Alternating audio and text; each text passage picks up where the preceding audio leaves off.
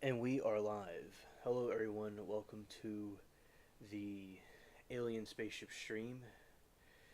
You could be watching from anywhere around the country or the world, and I really appreciate it, every single one of you. Coming to you from the Spaceship Studios from a galaxy far, far away. And here I am, doing this Saturday stream. And now what I'll be doing is switching over so everybody can see me. And here we go.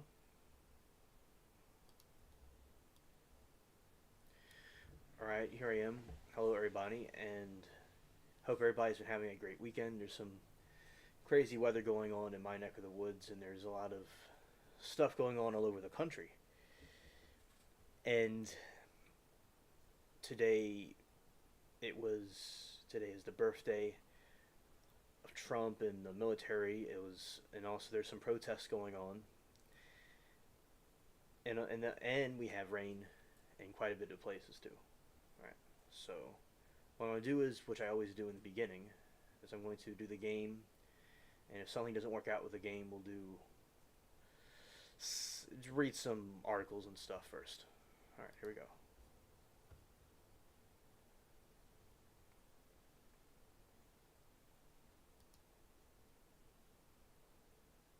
All right. Okay. So the game is launching. All right. It'll be taking its time.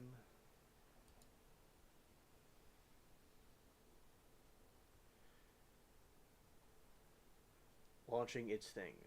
Okay. Yeah, so today it has been mostly peaceful from what I've seen, but it looks like the last time I checked, just like 20 minutes ago or so, it was starting to get out of hand. So there seems to be some more looting and things going on. Now, the pirate needs to be seen. We're going to put him right there.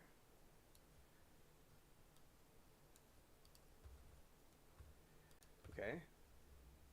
Now we will go into this.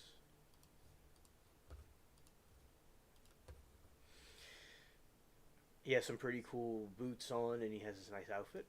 All right, let's go and into the world of piracy. Dwayne says, "Hi, alien. Can't stay. You know that I have my grandboys on Saturdays. I can say hi and hit the like button." Thank you, Dwayne, for doing that. Thank you for hitting the like button and being here. And I understand you have your grandboys to hang out with, and that's great. And thank you for stopping by and saying hello and hitting the like button. I hope that y'all have a great time. Hello, Frog. It's great to see you, buddy. Hope that you're having a good day. Where I am, the weather's has been very stormy today, like the stormy seas. All right, launching out.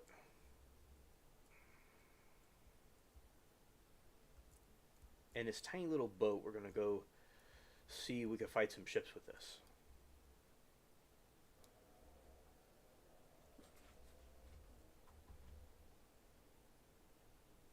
All right, that's good, Frog. Yeah. So basically, just talking about some stuff that I've been observing.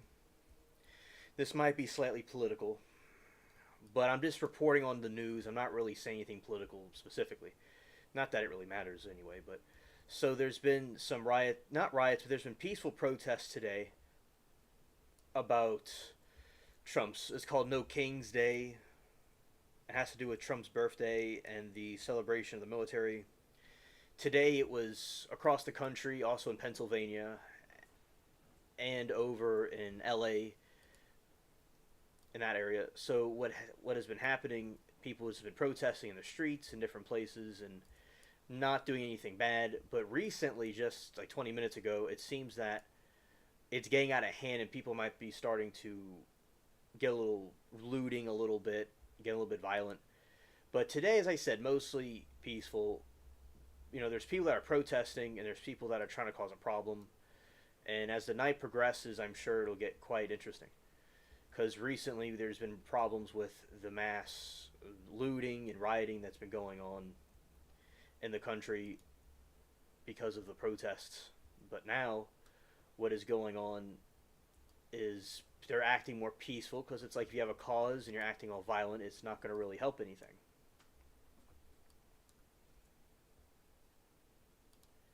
I think it's good for people to protest peacefully without doing stuff like that. Yeah. So then there's the parade that Trump is having over there that I've seen pictures of. I've not really watched any of it. Then, as I said, there's just the National Guard has been patrolling over in LA, guarding the federal buildings, and they kind of had to move a crowd around. There was some commotion, so that was interesting to see. So that's something that's going on across the in different parts of the country, and right here, not right here, but over there in LA also. So yeah, as it progresses, I'll see what developments it has. Now, I don't trust the news and the media. I don't think they always say what's really going on. I think that they like to talk about things that aren't really, that they kind of like tell half truths. That's what I think. Frog, how's the weather by you? Is it storming or is it sunny? Because some parts of the country are sunny and other parts are storming. So I'm just kind of doing a bit of a survey about that, because it's going farther east. It's going towards the east now. Before it was like more central. Now it's going west. I mean, it's going east, not west. It's the opposite.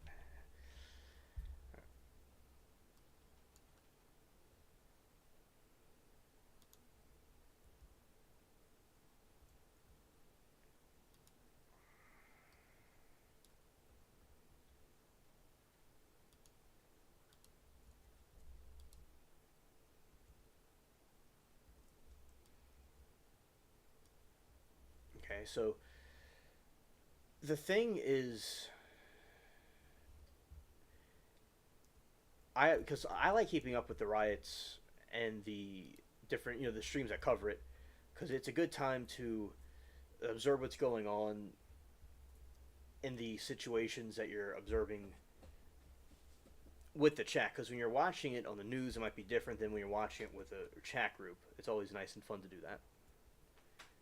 Chat groups, can make it even more entertaining, and it's like experiencing something with other people, which is pretty cool.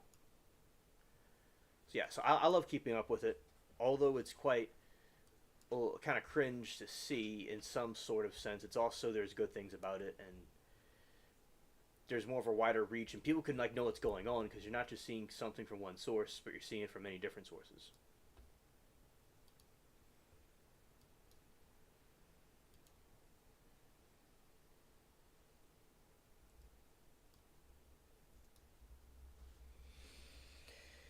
And I liked how in the game yesterday, G was saying how realistic the stream is. The not the stream is realistic, but the game, how realistic it looks. You have all these different pirate ships and the different islands and stuff, and it looks very realistic. So that's very always cool to see the the feedback about the game. It's really cool.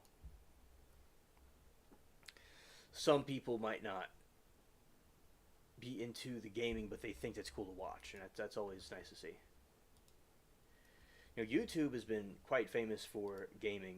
It's something that like, PewDiePie does, and a lot of different creators do. So I kind of combine both into one. Alright. Sword did pretty good, but it's an enemy that's not as powerful, though. So it'll be interesting to see how it does against a more powerful enemy.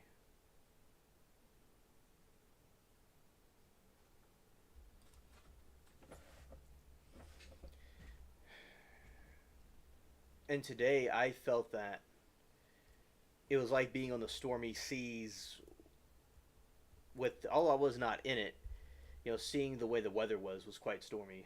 It seemed like the ocean, that's what it reminds me of sometimes. But I guess people on the ocean are like a stormy sea. It's the same thing as rain and thunder. So they would be dealing with the same problem. Alright, let's see how well this does. This is a lower level enemy. It's not really a high level enemy. So it might be easier for it to defeat it.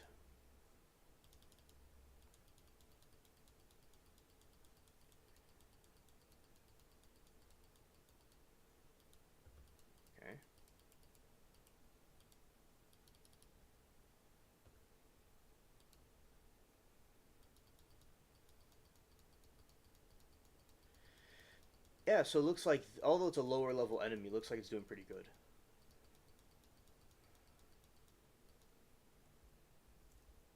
I got a treasure chest.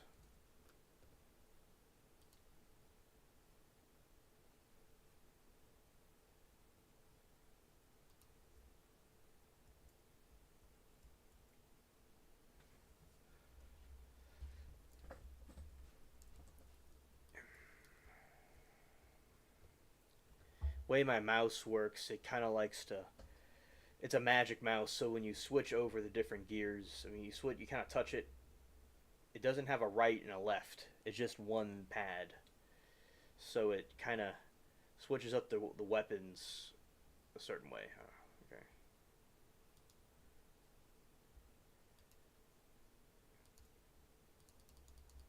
All right, so this is working with our staff that we have here. Oh, that's pretty good.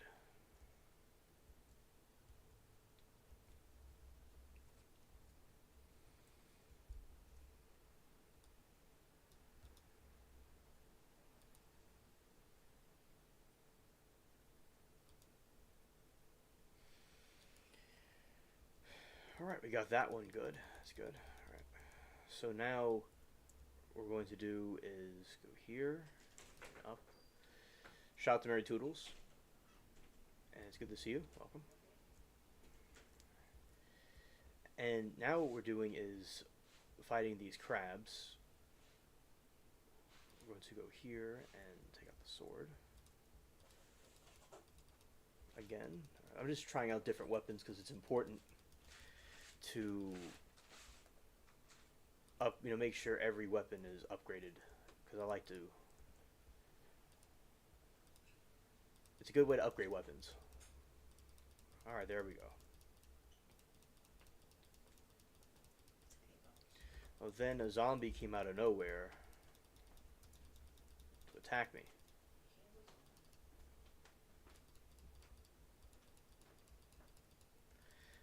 Yeah, it's helping its crab friend.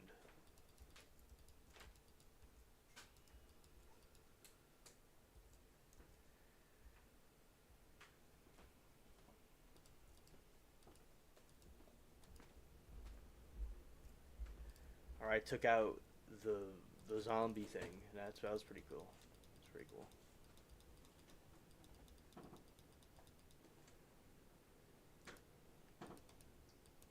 Throwing some dirt. Okay, I took him out. I was now the dagger is getting closer to being upgraded. Kind of help, and watching the health heal is very important.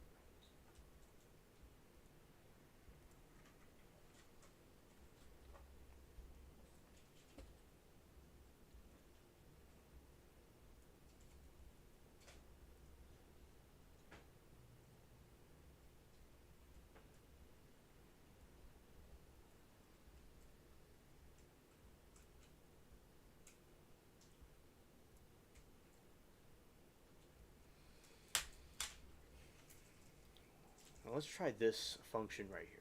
Let's see.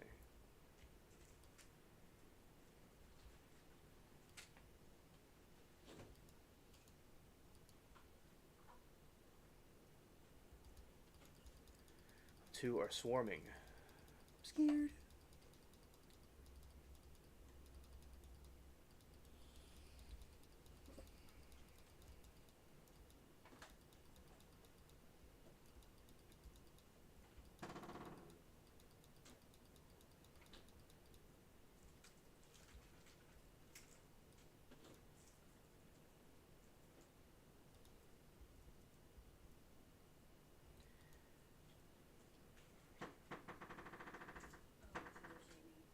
Alright, so now the crab is attacking. Might go out. I might go out. But I upgrade it I'm about to get close to upgrading it. That's a positive thing. But they're about to get me. Oh, I lost all the tonic. I need to go and buy some more. Scared.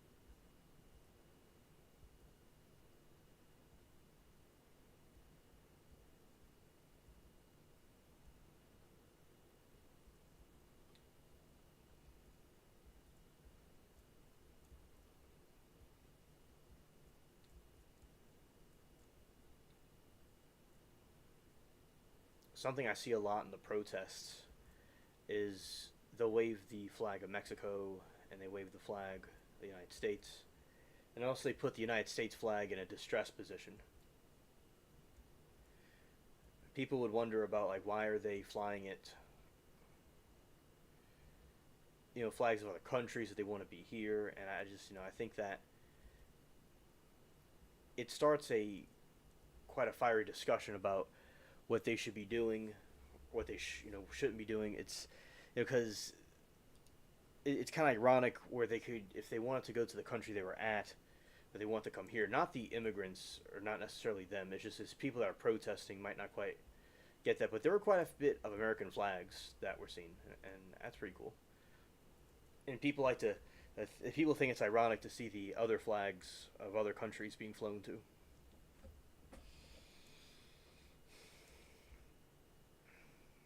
All right, so a benefit was I got the dagger upgraded more. So as it upgrades more, you get different types of daggers, and you can get different types of abilities as you level up.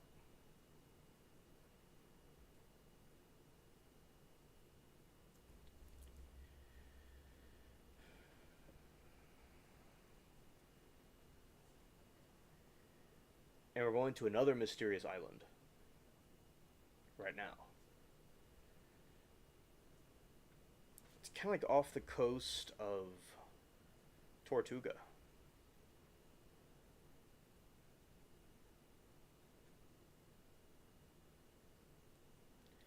And the game graphics are so realistic. I like how over time they have upgraded them to be more and more realistic. It's so cool. I pressed the wrong button. That stops the sailing.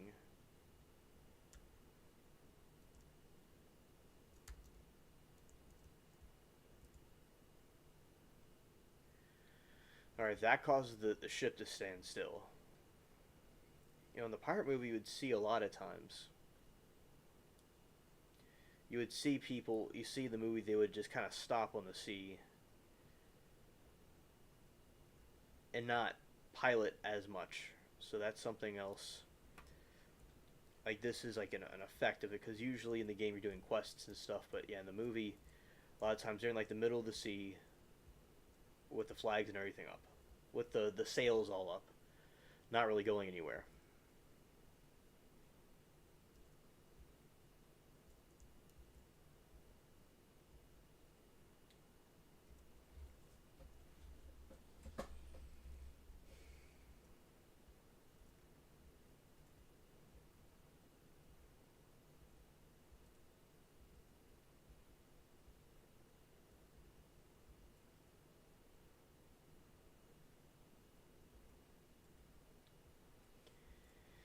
Yeah, this is kind of like running laps on the ship itself, and those are the waves. Looks quite realistic.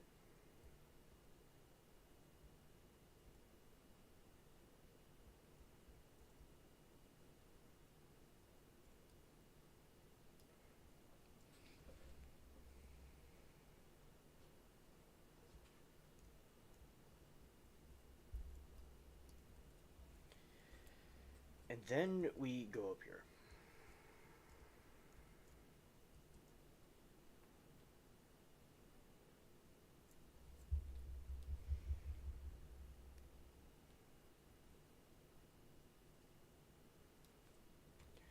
See the coast of Tortuga right there.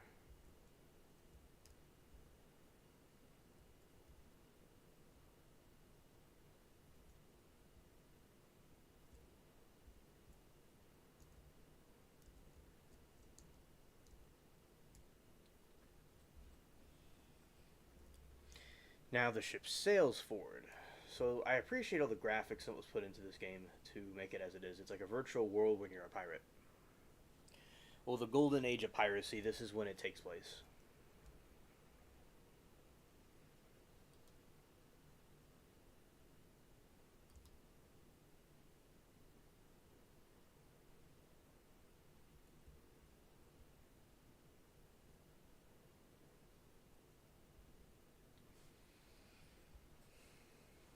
Then you have the French Shadow Crow. Now what we could do is take it over.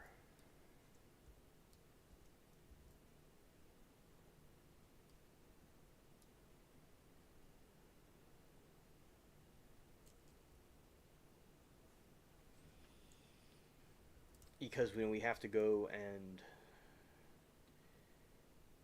sink this ship directly by trying to go this way, kind of backing it up. Let's see, come about. That should be better.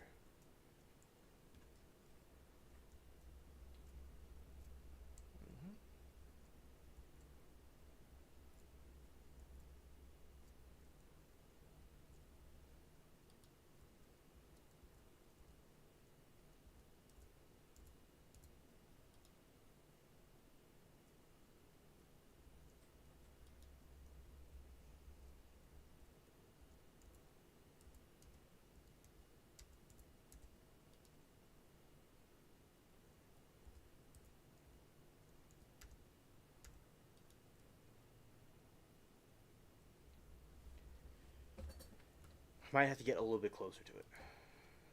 Okay. Let's get a little bit closer.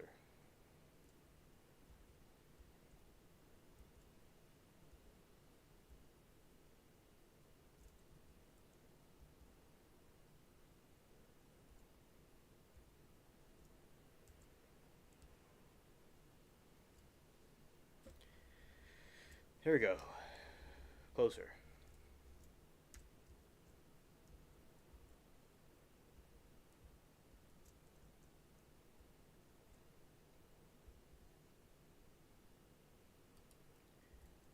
How close all that is. Let's see.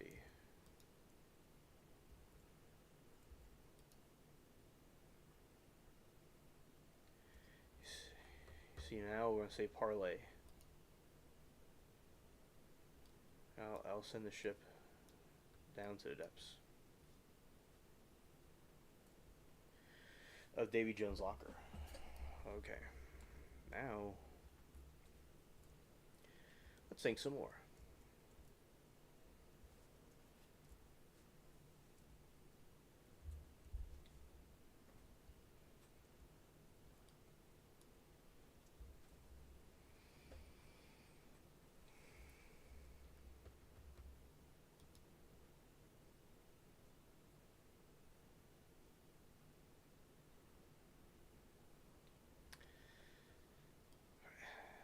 Now we got the Navy Monarch ships. These Galileans, or galleon, type of ships the Spanish used. In this kind of combat, they're not really the quickest ships, but allegedly their armor is very strong. It's kind of like a tank. I have one we could take for a spin. I think I still have it in there. Let's see. I think this one.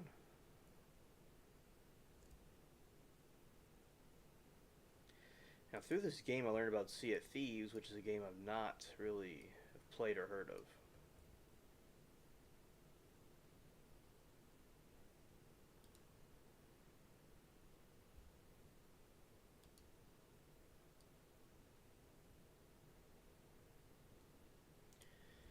Oh, we didn't hit it. Let's go this way.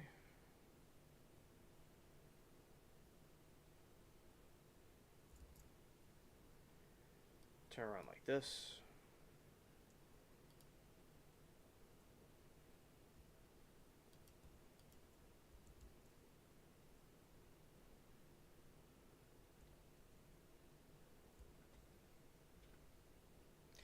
Alright, good.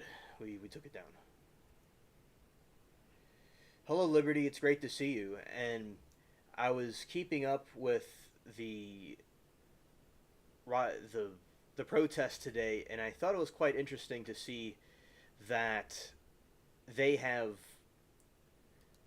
not been really earlier. They weren't really that violent today. They were just people demonstrating because it makes their cause look bad if people go and do stuff like that.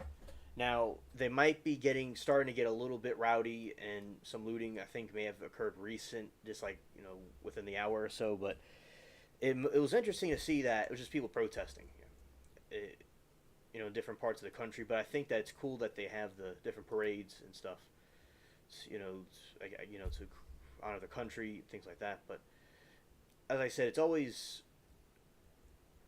you know a thing of mine to see these different riots take place.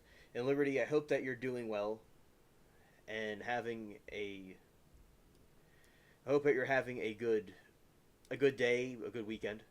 Also, they're getting worse in LA. I thought they would, because when I was there in the chat, I was just kind of like, it was about to pick up, and yeah, they're starting some looting, and then you had the National Guard by the federal building rounding up some people, and it was starting to get a little bit heated, and yeah, it's as the night goes on, it's going to be quite interesting. Yeah. I think people have a right to peacefully protest for whatever they want to do. It's constitutional, but people that are doing it's only going to make the cause what they're trying to believe in look bad, But there's opportunists that are trying to take advantage of it,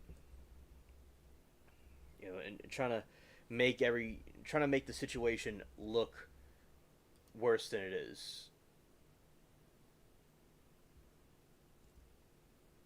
And they cause more problems by doing the protests. Oh, thank you, Liberty. My weekend's going very well. I love rain and weather, but it is quite stormy. I like stormy weather though, but yeah, it's going fine. It's going fine. And Liberty says Austin had a threat. I just read a post, and I think I. She said I just read a post. I think Pakistan might nuke Israel. Oh yeah, I mean, yeah, that situation is not. I was really. It's unfortunate that this is happening for both, for everybody, and they want to target us too. And yeah, it's a big mess. I hope that people. Oh, thank you, Liberty. Okay, I'm looking at that right. I'm gonna look at that right now. All right, let this ship kind of sail out into the abyss, and I'm going to pull this up. Okay, thank you, Liberty, very much. Yeah, and Iran got hit by Israel's missile, and there's different opinions about this situation are all over the place. But yeah, then they struck Tel Aviv and Jerusalem. All right, here it is. Update. Iran media. Tonight, the world will witness the end of Israel's arrogance, according to the Iranian media, and it has 1.9 million views. So they are going to try to destroy Israel, and we'll just have to see what happens. And yeah, just thank you, Liberty, so much.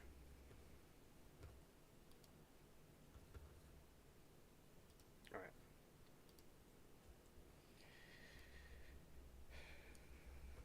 It's quite shocking, because I thought that they would make some sort of a peace agreement about the missile, crisis.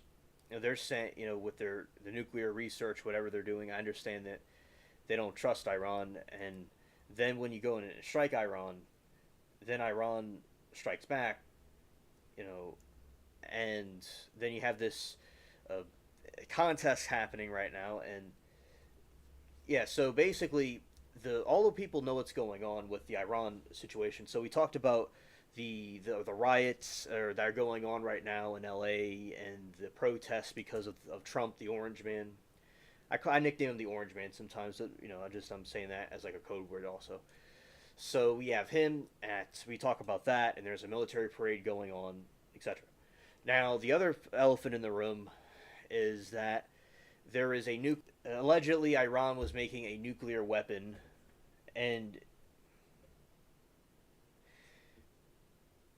and then they had, Israel was concerned about this, so what they did was they fired at these nuclear facilities, and then Iran struck back at Tel Aviv and Jerusalem, and they're now saying they're going to wipe out Israel. So we'll see. It sounds kind of biblical to me.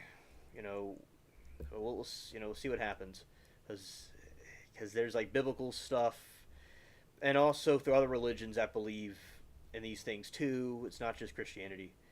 So yeah, we'll just have to wait and see what happens. But yeah, just I wonder if they're going to strike us too, because they said they're going to try to strike military bases in the United States. You know, and then Iran said the other day on Twitter, when it first happened, they said that they did not initiate it. You know, but it would be good if people could diplomatically try to deal with these things, because I don't like to see loss of life. But sometimes it has to happen, though. I know it has to happen. But yeah, it's a big mess, and we'll have to wait and see. Thank you, Liberty, for the other link. Okay. And we'll have to wait and see. Thank you, Liberty, for the other link. Okay. All right. I'm going to copy this.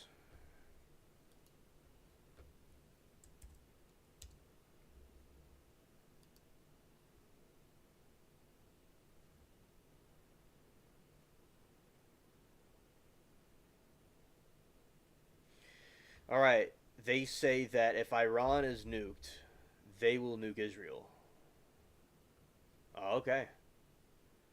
Okay. Pakistan will nuke Israel.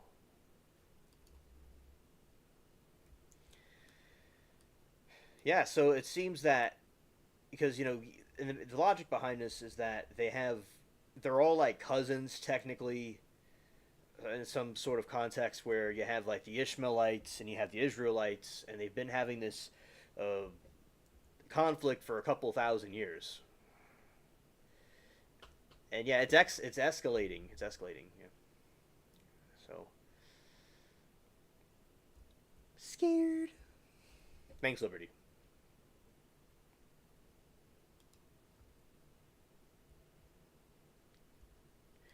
Also, I saw some headlines that Putin was talking to. He made a statement that he would have wanted Israel to use non-lethal ways of dealing with the problem. China has called for de-escalation. Like, the whole world is like freaking out. They're like going, "Oh no, no!"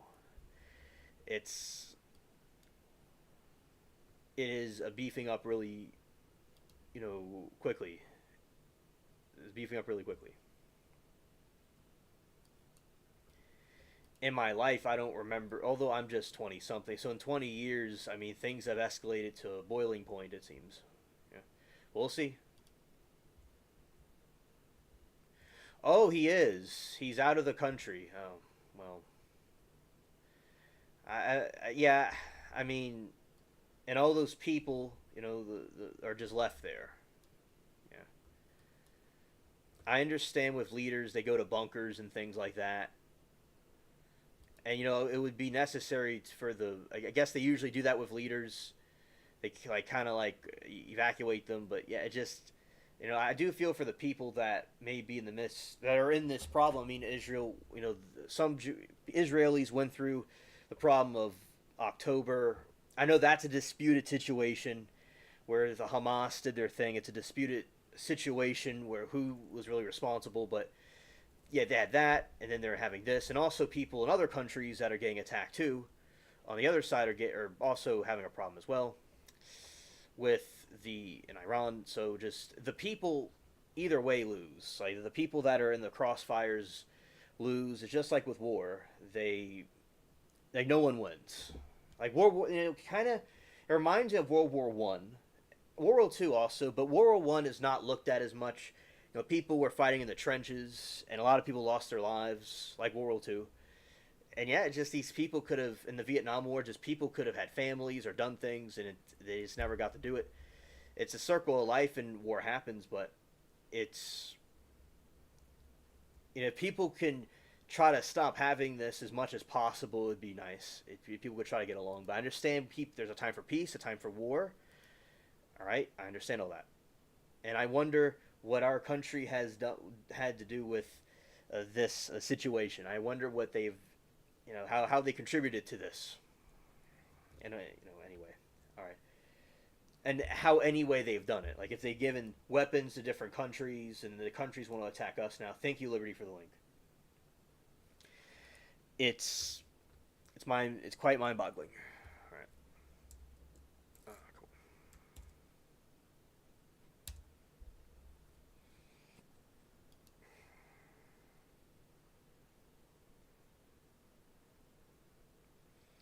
Cool. Thank you. So we have breaking news right here. Emergency evacuation underway as the Texas Capitol following credible threat targeting state lawmakers. Authorities are on high alert as situation unfolds. Stay tuned for updates. Oh, wow. Thank you. Emergency evacuation underway at the Texas Capitol following credible threat targeting state lawmakers. Wow. That is, this world is just falling apart. That is like what's happening here. The world is falling apart.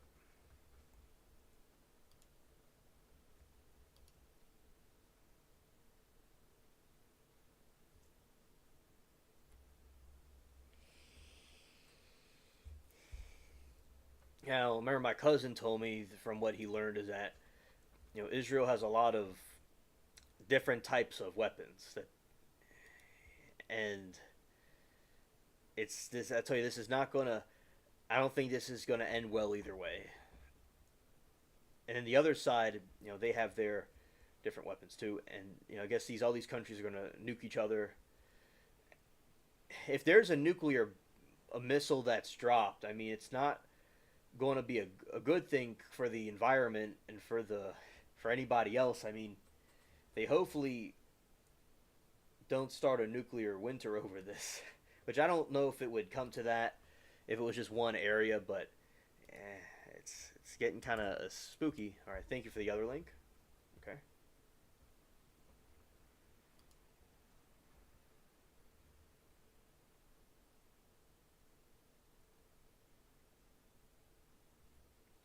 Thank you.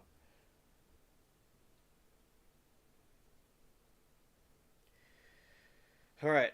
So they have know someone who does not believe that Chrome is real. Show them this new clip. Ah, okay.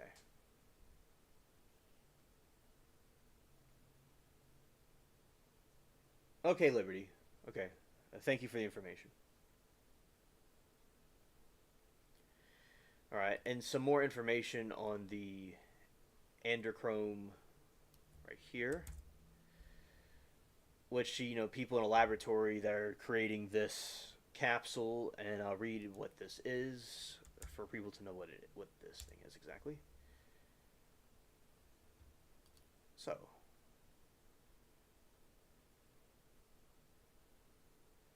okay, Liberty, thank you. Thank you for the book suggestion. Okay, let's see.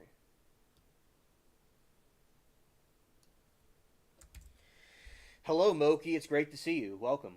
We're talking about Israel, how the Israel-Iran conflict. We're talking about also the protests that are going on across the country.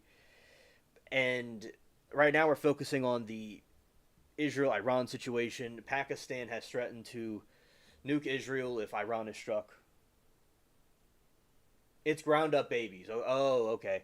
Yeah, from those certain things. Okay, I get what you mean. Okay. Now, I'm going to read, this is probably what the mainstream version of it is, but thank you, of Liberty, for the additional, it's ground up babies. Okay. I guess, oh, I remember now. My aunt sent me something about that. Allegedly, all right, allegedly, there's a compound or some kind of protein in those fetuses that they use for their own, these medications that they're making. This androchrome. So it's also quite nefarious. They may not tell us exactly what's in it. So it's alleged. I know that, literally what you think, but for the audience of people that, to know that this is what's allegedly in it, for all the people that want to get, this is what is apparently in it. So now I'm going to read some history about it. Yeah, to stay young. Yeah. All right. Androchrome is a chemical compound produced by the oxidation of adrenaline if it was subject to limited research of the 1950s through 70s as pointed potential cause of schizophrenia. While it has no current medical application, the semi carbonized derivative carbazochrome and hemstatic medication. Hello, Remy. Good to see you. Okay, it's synthesized. Okay, thank you. And good to see you, Remy. Despite this compound's name, it's they make it in factories. Okay. Despite its compound name, it's unrelated to element chromium. Instead of chrome, suffix indicates relationship to color, and pure androchrome has deep violet color. All right. So, and that's where it allegedly comes from that, and then they put it like what Liberty said. It's China that turns the aborted fetuses into vitamin tablets. Okay, it's China. Okay. Yes. And yeah, and that would explain, in theory, why they want so many of them to be aborted so they can make those type of medicines out of it. But then they might tell the public it's something else, but it's really the other thing because you see a lot of theories kind of wind up to be true. Yeah. So thank you, Liberty. I've heard about this before from my aunt. So I've heard about this. And let's see over here.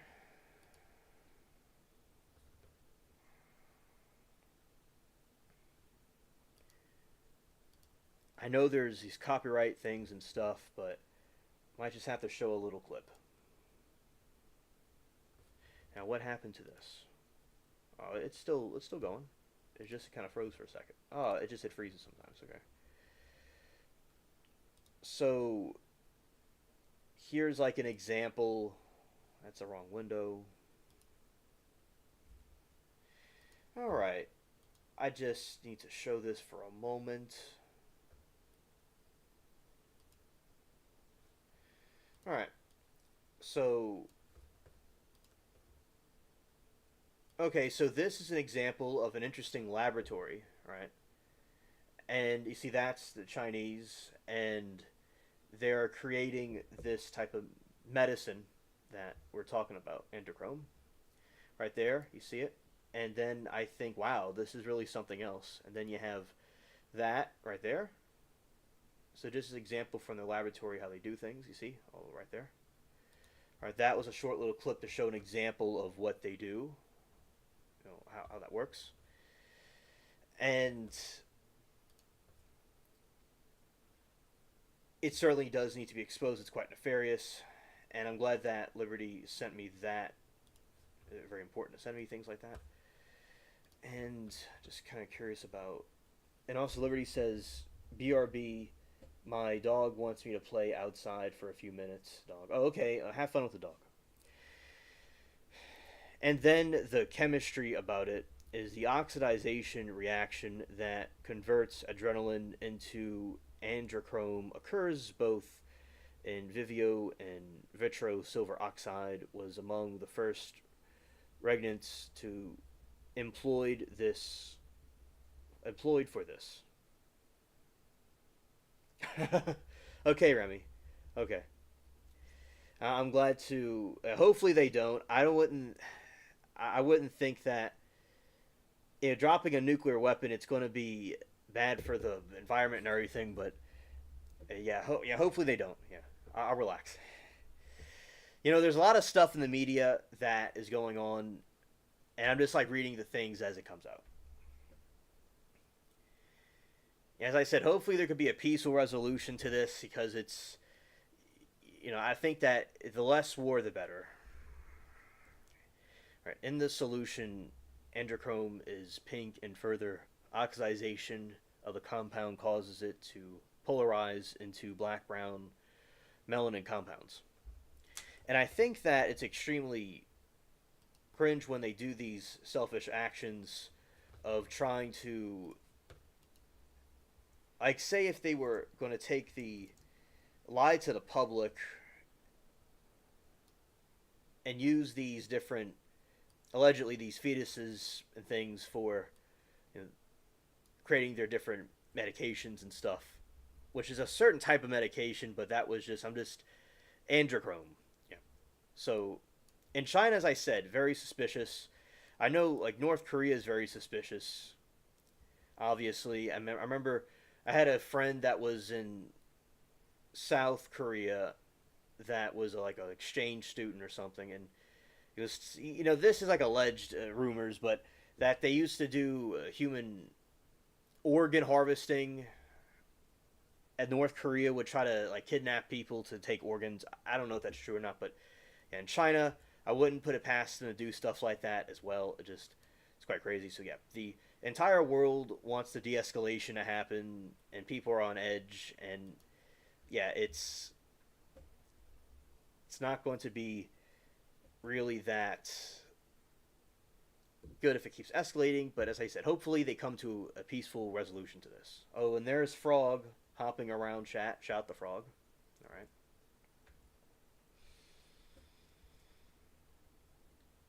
And I'm going to steer right to Raven's Cove, right there. I will say the game is quite impressive with the different stars and stuff. It's very nice. Okay, so going here, yeah.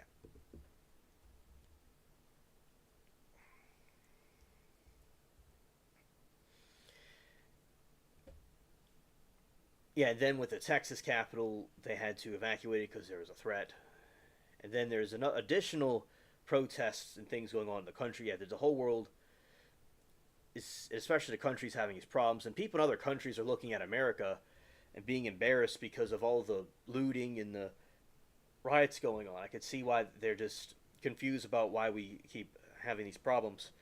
And the country's just very divided, you know, on different issues, and people have expressed themselves in ways they may have shouldn't have expressed themselves. And I guess it's very entertaining to watch at the same time.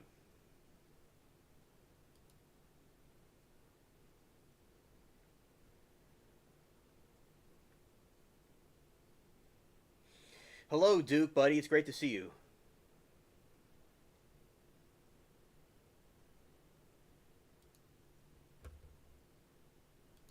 All right. So I'm going to. So this is the spooky island where there's a lot of different things. Oh, hello, Duke.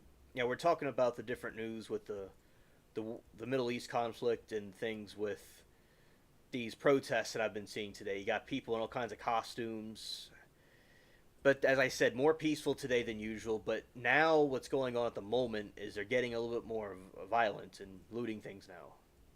Yeah, it's good to see you too, buddy. Oh, there's thunder and lightning. Wow, that was pretty cool. This dude brought fire from the heavens right there. Wow.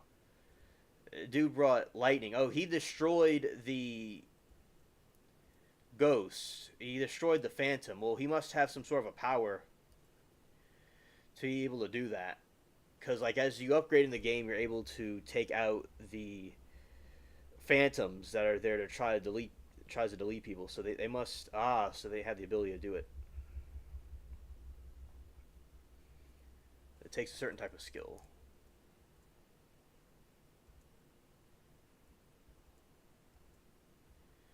Yeah, then they brought the lightning thunder down. So it must be a different power. I've not seen that type of power up before. It's a very high level right there. Very high level.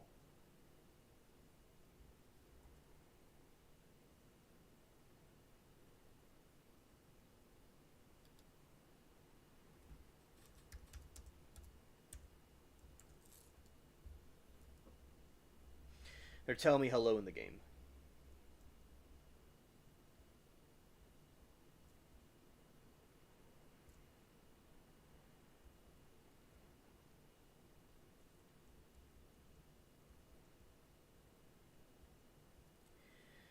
All right. So, and then they're going into this different shop right here. Let's go. All right.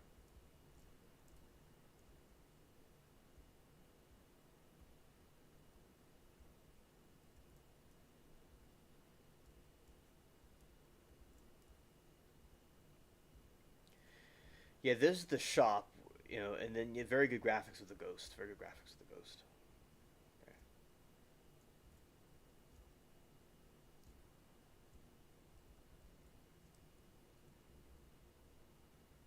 Going out this way. All right. Anyway, so this is the haunted island, and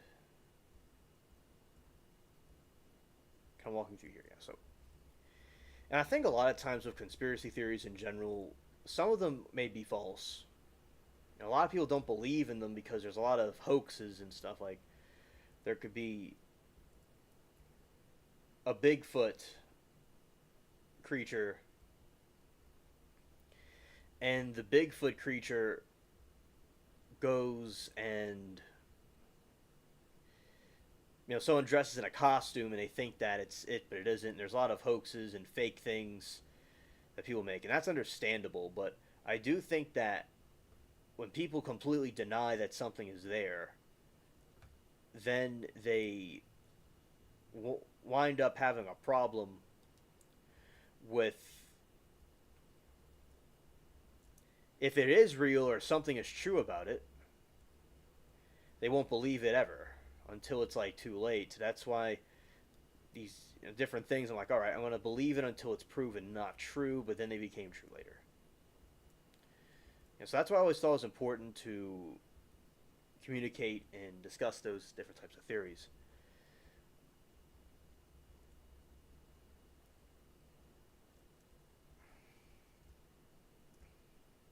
And that's the moon from this specific angle, right here. It is quite haunting to see. This is quite the spooky island. Oh, the lighting's so cool. The lighting's so cool. Hello, true crime. Oh, we're doing well. We're having a good time, and we hope that you are doing well too.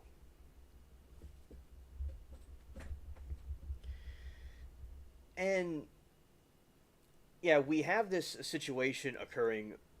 As I said, I've been keeping up with Karen Reed's trial, and they're going to be deliberating on Monday to see if she's guilty or innocent. Then we're having this other, there's a couple other trials that I'm keeping up with. Is there any interesting cases that you're keeping up with at the moment? Life is peachy. Ah, okay. Okay. If you have any interesting cases you're keeping up with, I'd like to know. All right. So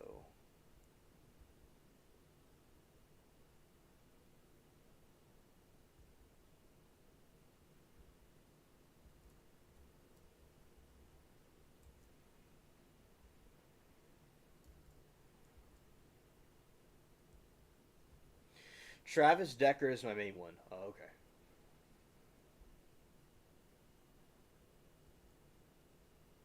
Oh, there is a phantom right there. A phantom appears. Okay, so I swim away from it. Oh, that's a pretty cool scene with the ship sinking and all. Yeah, I've not been keeping up with Travis Decker, but I'm sure it's interesting. Okay. I'm gonna go here real quick. Let's see.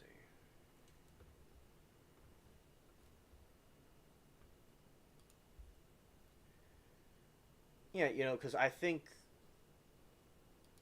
Karen Reed has been a clown show, and it's finally great that it's coming to a close. I think it's very important for that to occur.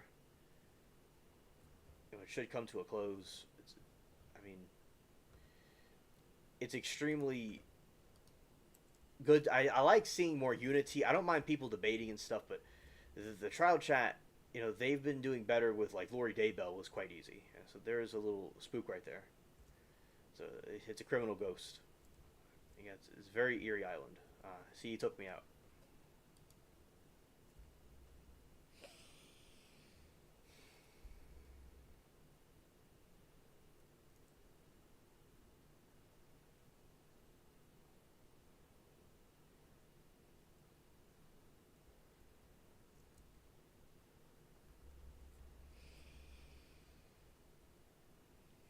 All right. Alright, now we kick the door down and we're going to go out this way.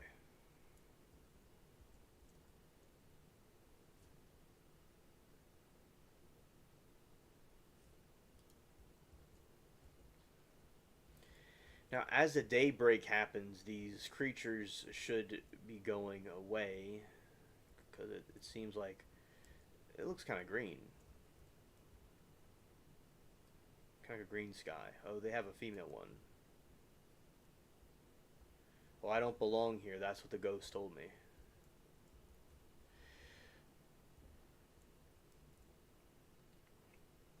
Now, today, a lot of people that were protesting, they were kind of dancing around and they were attempting to twerk, but it didn't quite. They don't have any kind of wiggle to them. So they need to go back to dancing school. It was a funny clown show to watch. Yeah, but, it's going to be escalating as days and stuff go on. But at first, it doesn't seem like it's really much of a problem. Okay, sail off to the other area. Okay.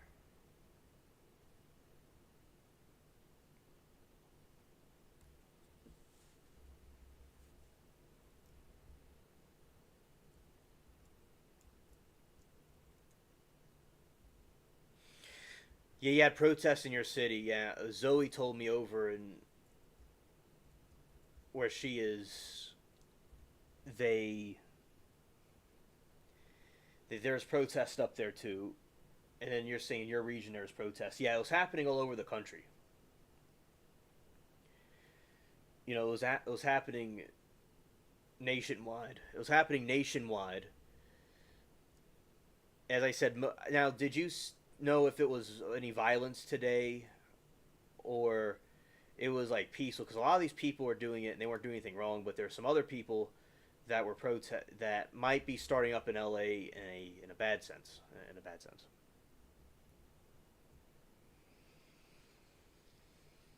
Where you have opportunists and looters that come out and try to cause a problem.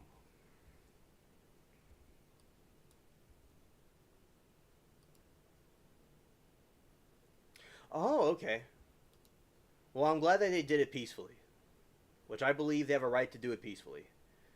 I just have a problem with people that are looting and robbing, and burning. Like I'll see these people, they'll go and they'll go why they'll burn dumpsters, they'll burn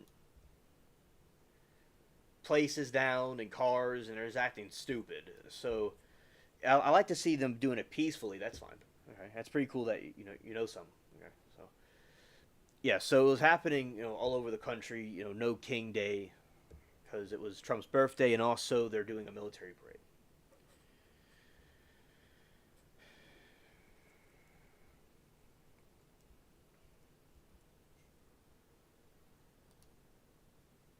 And speeding forward, we're going to go here and fire.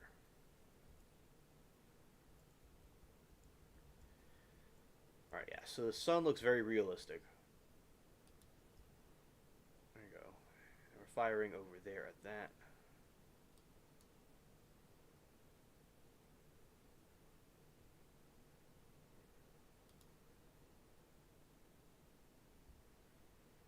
Ah, then we got cargo.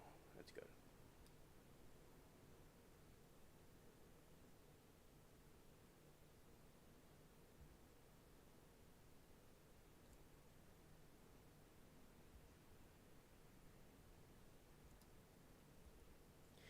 It's very cool we're maneuvering on this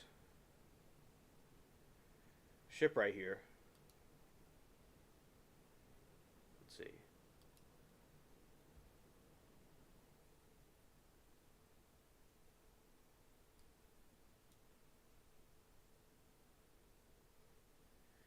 Then it sinks. Yeah, but what I did was I fired the cannon and it didn't really do anything because it went a different direction. I'm sure it looked goofy.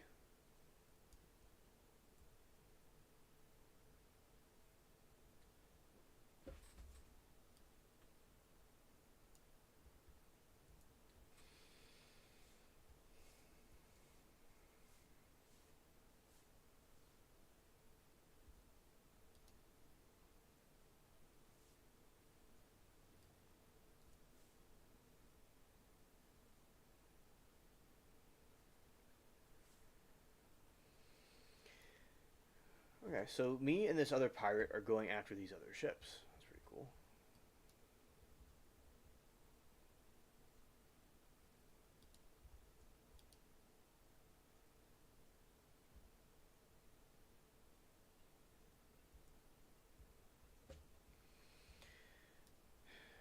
And then right here we have the Viper. Yeah, so, and they're also saying that Iran was not interested in any kind of deal after what occurred. They're not interested in having any kind of deal, and as I said, it keeps escalating back and forth. Yeah, so they hopefully will try to consider a talk if it was possible. But I remember when I saw that, it was quite a hot mess to occur. Yeah, and regarding the weather all over the country, there is tons of.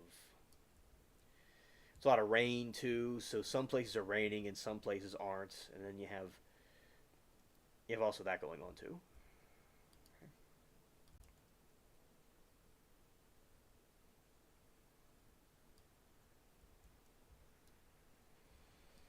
Now we're going to be docking over here.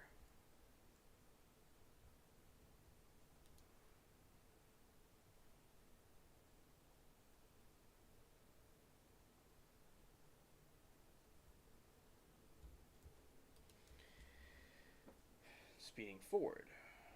Dun, dun, dun,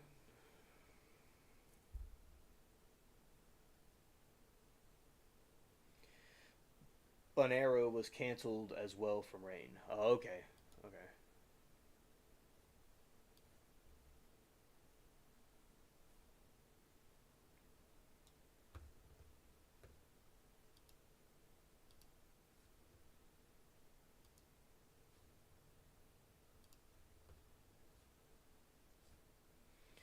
All right. So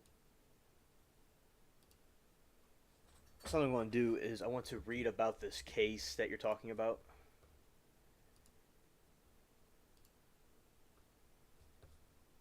Okay. So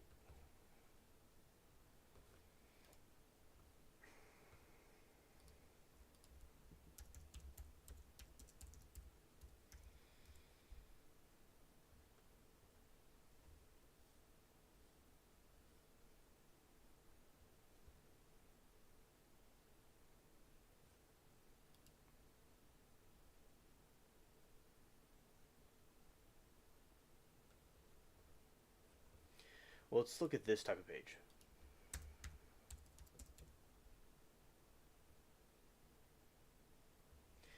Matt says, I hear Bonero is fun. Well, hello, Todd. It's great to see you. Not Todd. It's Matt. How could I get them mixed up? Hello, Matt. It's good to see you. MR. All right, shout out to you, buddy. I was just talking to Todd earlier. That's mostly why I got him mixed up. Festivals are a hit or miss. Oh, yeah, that's true. Definitely.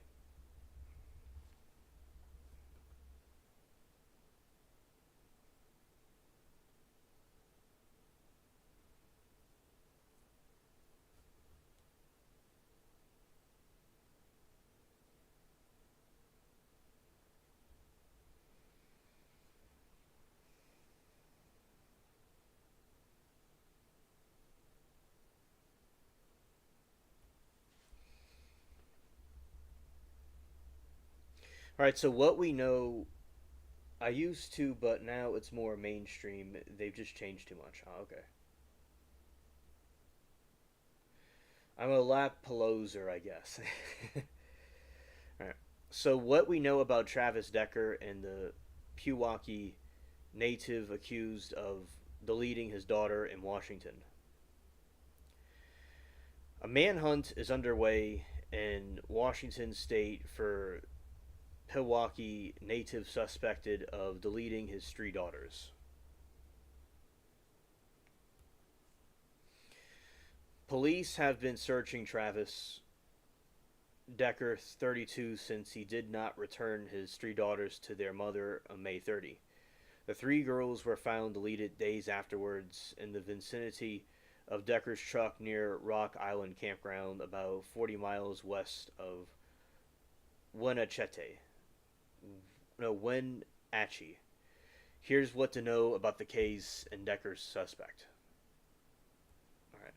The music these kids are listening to today, nothing but noise. Yes, that's true. Decker is a Pewaukee native living in Washington State. As of May 30, police were looking for him after he failed to return his three daughters to their mother per custodial agreement. Then, as 30 of June, no, 3 June, no, it was June 3, he named a suspect in the murders of the three girls. True Crime said they've scaled back search and turned it over to Border Control and Marshals. I think it's scaled way back. Yeah, Matt, it's like they're going to turn into Bugs Bunny with the hippity hop music. Yeah. You know, another thing is that there's a lot of protests today, and a lot of them are peaceful, Matt. Another thing that occurred was with these protests, the people were having a problem where towards the end, it's end of the day, and now they seem to be trying to loot and riot a little bit. But usually, like earlier, they were being more peaceful than they usually are. So it was something new that was seen because they want their movement to be respected, and they can't have a respected movement if they're destroying everything.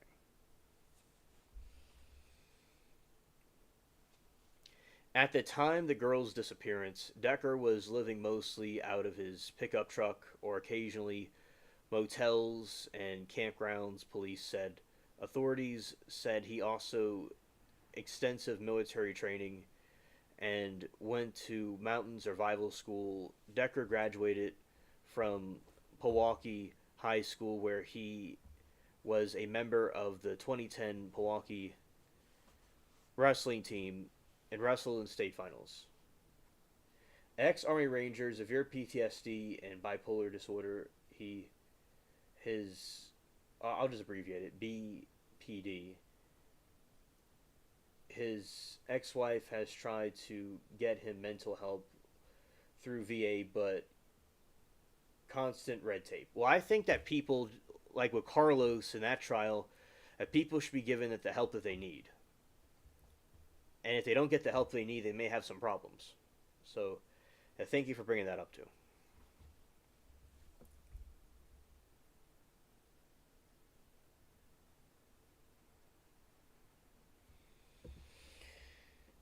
Matt says it's rather ironic that the billionaire heir. Matt says it's rather ironic that the billionaire heir to Walmart fortune is funding all No Kings protest and promotion because tariffs will make cheap Chinese junk at Walmart more expensive. He said, I digress, no more protest chat. It's a good point, Matt. Yeah. It's kind of it makes you wonder what their motives are. Some of not the protesters that believe in, like, they think they're doing the right thing with the cause that they're doing. The people behind it, they might think they're going to get more money for their products or something. Like, they don't even really care about the migrants. They just trying to benefit themselves. That's separate than the other thing. But yeah, Matt, thank you for your point. True Crime says, I had Leland Campman come into one of the restaurants one time, give my cook a hard time. I had to explain law to him. He left. Oh, wow. Oh.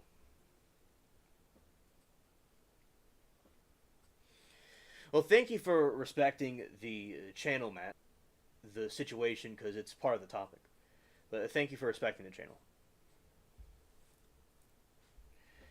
And has Travis Decker been charged? And Wenatchee Police Captain Brian Chance, in a phone interview with Milwaukee Journal Centennial, said that Decker had not been formally charged with murder or kidnapping of June 3.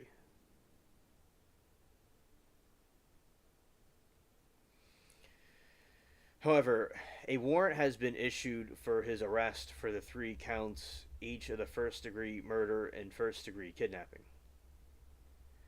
What does Travis Decker look like? Police have described Decker as the white man with black hair and brown eyes.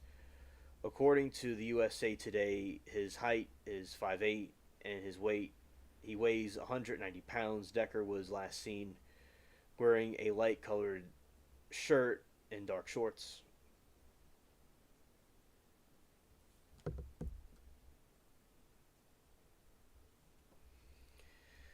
When did Decker's sister disappear? Pytine Decker 9, Elvin Decker 8, and Olive Decker. Thank you, True Crime. Thank you for your donation.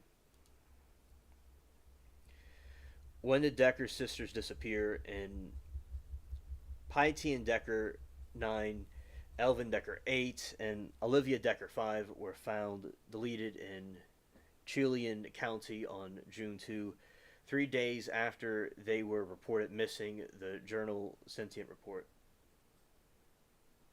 And also, True Crime says his appearance had changed dramatically over the last few years. Okay. Yeah. Yeah, so, yeah, his appearance has changed the past few years. Yeah, and when people's appearance changes, you might not even recognize them.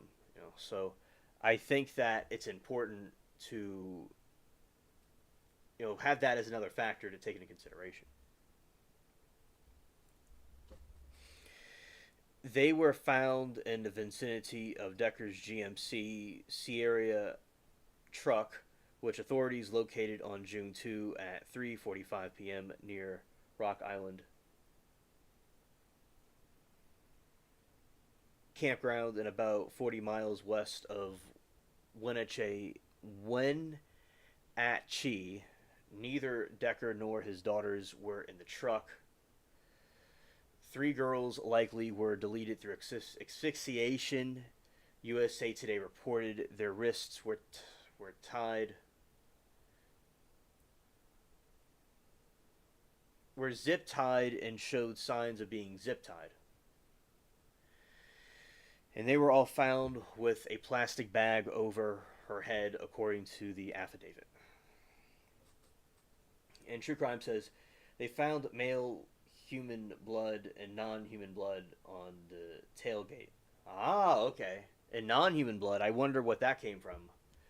It was like a dog or some other type of, wolf or something. I don't, whatever would be in that area. I don't know.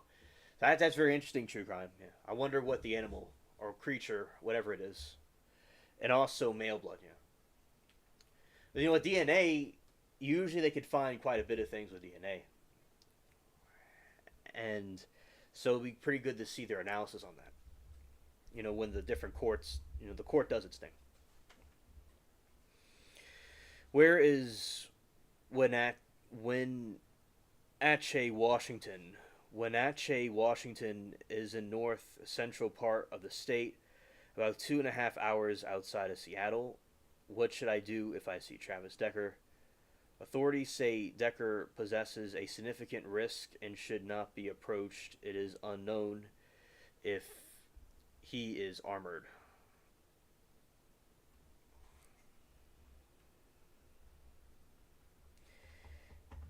That is true, Matt. The guy does sound like a very sick man. That is true. Maybe his dog found a scene, or maybe a fish if he'd been fishing. Okay, True Crime, thank you. Okay. Understood. Anyone who sees Decker or his information on his whereabouts is asked to call the 911. You can call the CCSO tip line 509-667-6845 or submit information online to that website of the sheriff's form. At noon on June 5, authorities released an update warning those who own cabins or live in remote areas in Chilean, Quitas, King, Snohomish, and Okanagan counties to be on high alert because Decker was still at large, how to support the Decker family. And people can support the Decker family because they have a GoFundMe. As of June 5, the fundraiser has released more than 900,000. And then you could have, where can you find help for domestic violence? If you are seeking help with domestic violence, you can call the following number. Help with safety planning, calls to advocates or confiscate, not involve in law enforcement. All right, so moving on to my analysis about this. So basically,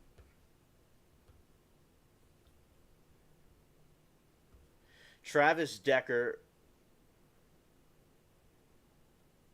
1.3 million. Okay, wow.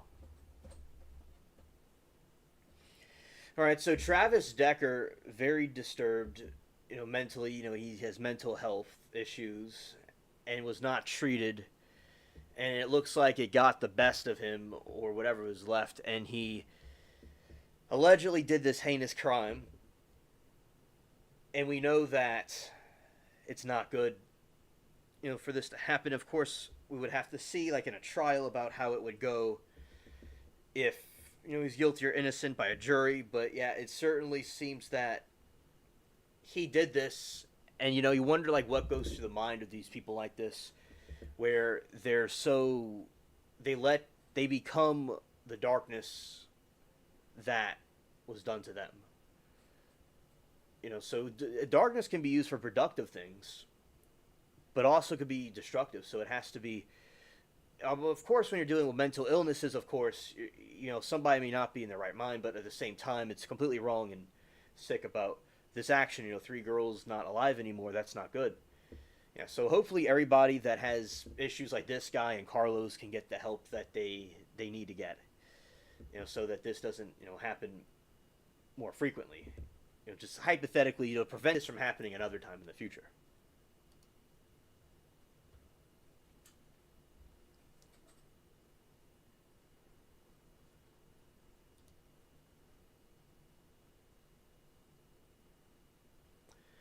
Okay. So I'm going over things that I was discussing also. So we're going to go to see any news on the LA riots. LA riots. Any news on that? LA protest. No, that's LA riots. LA protest.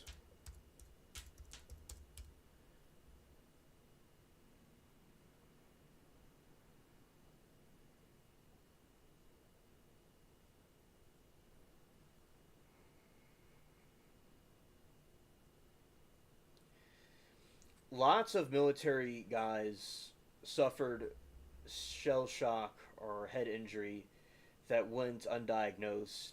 They go a bit crazy after they go back to the real world. It's really tough when it might be a mental thing. Yes, it is. Yes, absolutely correct. Matt. And True Crime says he searched a few days before how to move Canada and jobs to Canada. I'm still on the fence on this. So he was trying to maybe premeditated it. You think that he was aware enough to try to get away from the crime that he did. Yeah, it would put me on the fence too. I think they said he was in the service before, but I forgot. He was in the service. True Crime said he was in the service.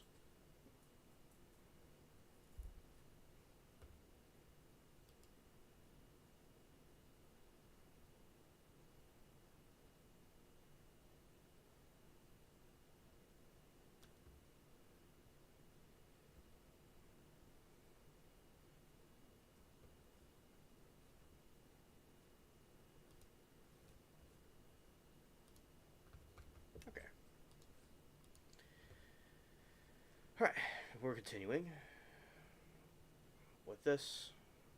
Okay.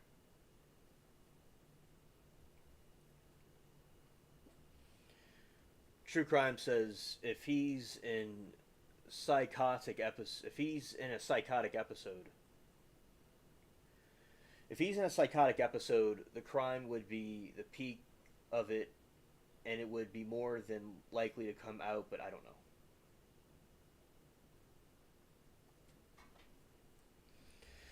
All right. Okay. Yeah, because shell shock and PTSD and mental illness is a real thing that people go through. That a lot of times can be ignored or denied. And it's important for people to be aware of these things. Because being aware is like the most important thing because you have to know yourself. Like say like in martial arts, it's good to know yourself and what like you could do, and like what your weaknesses and strengths. LA, LA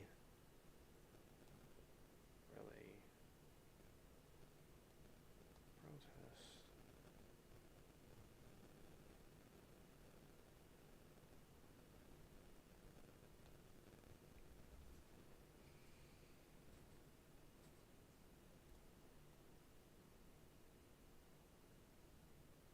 Lots of people with drug or marijuana induced psychosis I know of. Lots of psychologists that have to treat inpatient weed psychosis now. Yeah, I don't know anything about that. I've heard things that it can cause that, but thank you, Matt, for the information on that topic.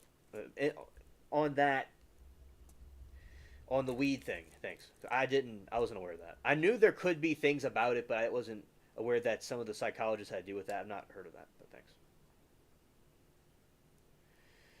And also, True Crime says, I thought of that too, MR. A lot of those new legal drugs have been affecting people in crazy ways lately. Leave the legal weed. And Matt says, addiction is a challenge. Lots of veterans deal with as a way to cope. To cope. Yeah.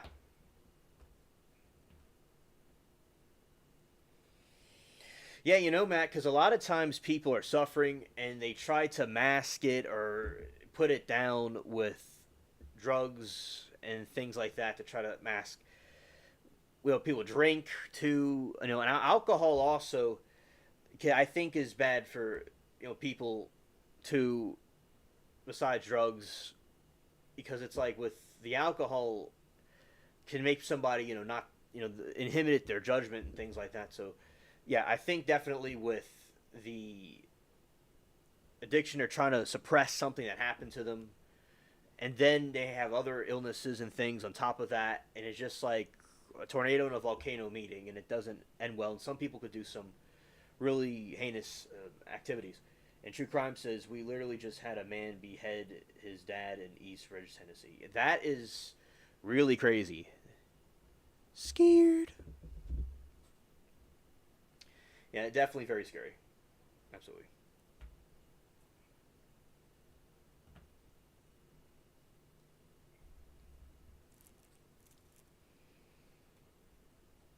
It's like a form of coping.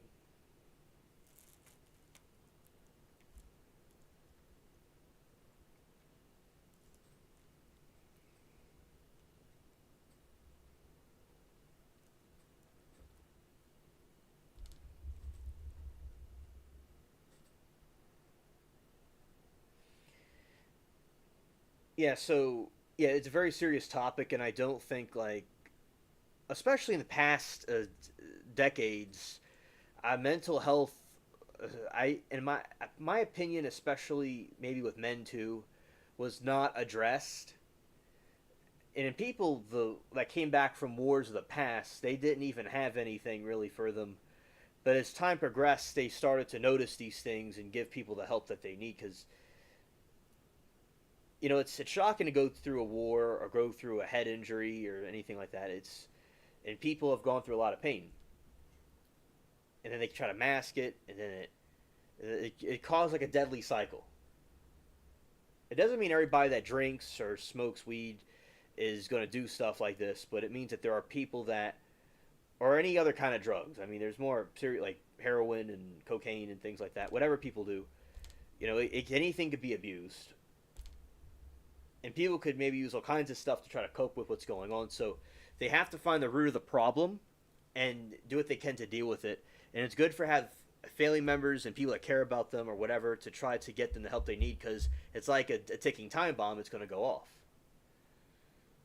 And like you never know, like you gotta walk a mile in a person's shoes to really understand like what they're capable of doing. And there are evil people out there now that are just going to act on their impulses and their fantasies to do evil things, and they just do that. So there's also those people that are just going to do something bad anyway. So it's certainly a interesting topic to juggle with. And this is from a 40 minutes ago about the LA riots. I mean, protests that are going on. So some news about it. So the LAPD working to clear protest crowd in downtown dispersal order issued. Los Angeles. Thousands of demonstrators are gathering in Los Angeles and throughout Southern California on Saturday to protest the police of the Trump administration on the nationwide No King's Day demonstration. Multi demonstrations are taking place across Los Angeles, Long Beach, Santa Monica, and other locations in Los Angeles County and Orange County. The largest crowd is in downtown Los Angeles, where march began on 10:30 a.m. and made its way down to Broadway, entering the Pershing Square about 11:30 a.m. Streets are closed in the area and many bus routes are being interrupted. Los Angeles Mayor Karen Bass and Police Chief Jim McDonnell held a morning news conference, urged crowds to remain lawful and ensure that the public adequate resources were in place to keep the peace. Hola Latina, it's been a while. It's great to see you. Welcome. Yeah, alien spaceship in the house, and Latina is here too. Yeah. All right, so what we're talking about, Latina, is a couple of different things, and we're talking about a trial and some stuff in the news with the wars going on, and what we're talking about as well is the LA protests. Now, I've been keeping up with it today, and the protests have been peaceful today. They weren't really causing much problems today. And then what occurred was the protesters, it seems as like an hour ago or so, they started to get kind of loot a little bit and get a little bit out of hand, where the police and National Guard had to kind of calm them down. But so it might, as the night goes on, there might be a lot of protests and a lot of looting. So you have people where they're trying to have peaceful protests. You'll have other people. Yeah, L.A. guerrilla warfare. Yes. You got in L.A. You got people that were looting a couple of like a week or so ago. About a week ago, there was issues with them looting Apple and jewelry stores and gas stations, and they were setting dumpsters on fire. They were setting cars on fire. As I said, I'm for people peacefully protesting, but I'm not for people,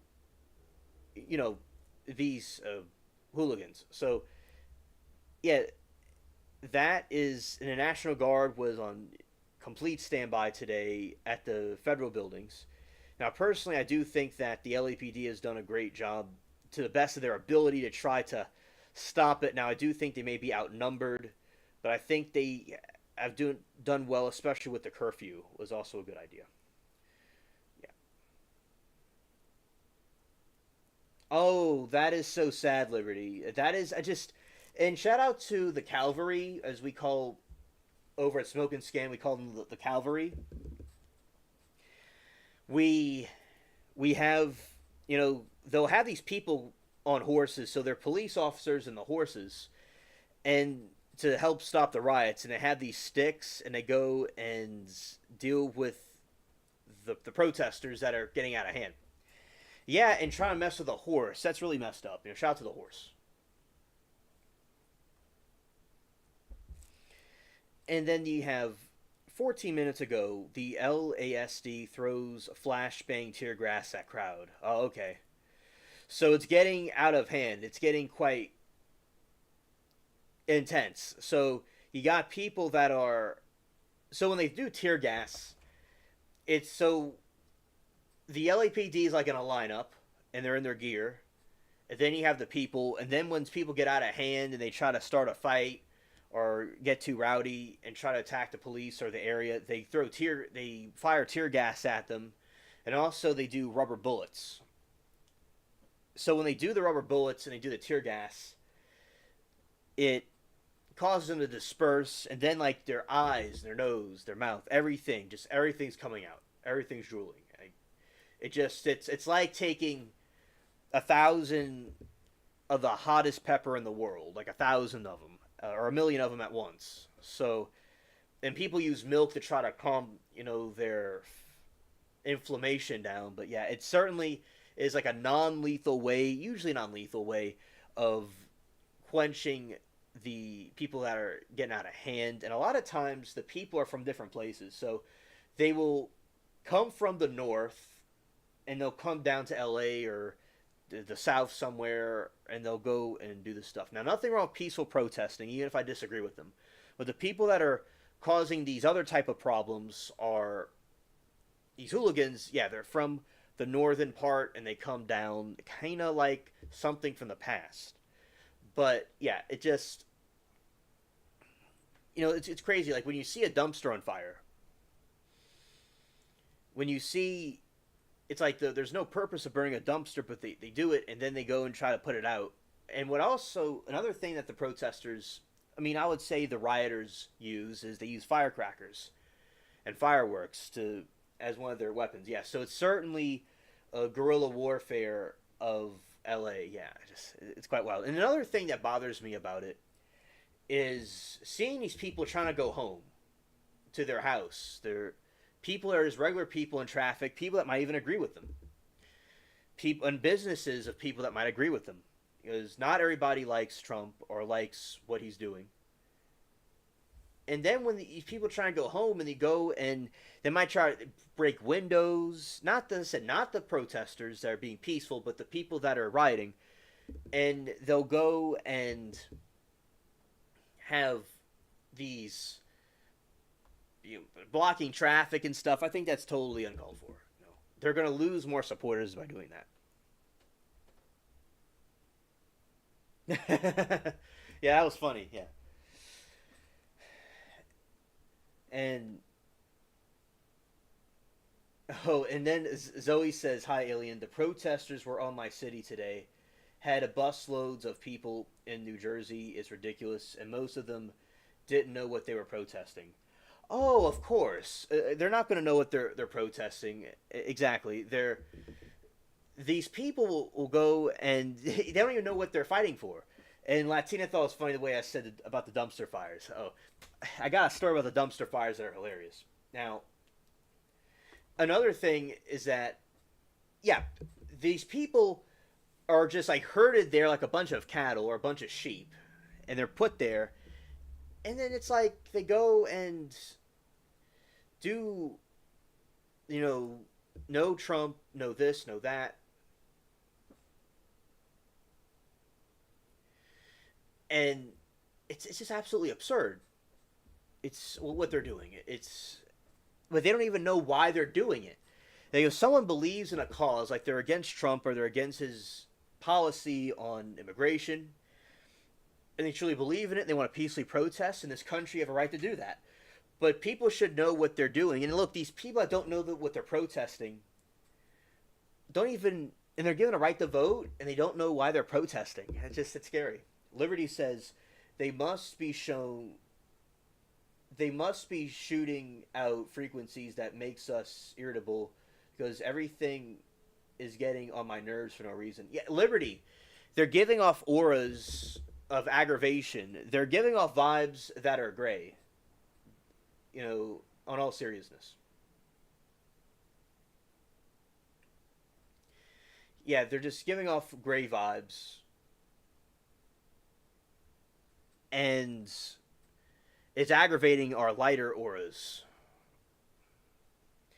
Block the street with my church is so dumb. Oh, okay. That is dumb, Zoe. Absolutely dumb.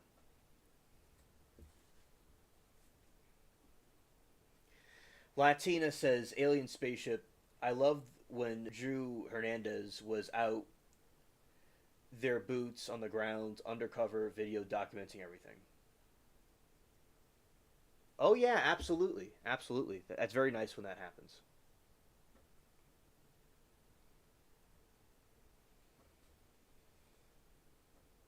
But yeah, Latina, I think that is very cool that they did that.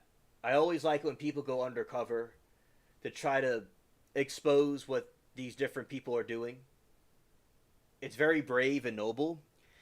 And also, there's streamers like Dad's Gone Live and Jessica Palmadessa and a couple other people. You know, his name AXN. There's quite a few people that are doing this type of protesting. I mean, not capturing the videos of these protests on the ground, and also people are going undercover. What Latina's saying to expose them. I think all of that is great, and a collective cause to expose what's going on. I think is very important. Matt says we will be keeping our military hardwire in Qatar. That is why we took the jet from them. All this was planned. Okay, Matt. Thank you for your information. Thanks for the information. All right. And it's like, for instance, it's like they're saying that it's no King's Day, but ironically, when there is a king or a or a Roman Caesar, they would have festivals and stuff for the Caesar's birthday.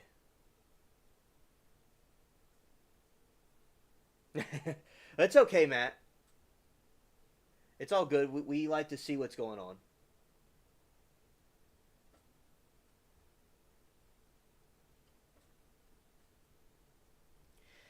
And yeah, so basically,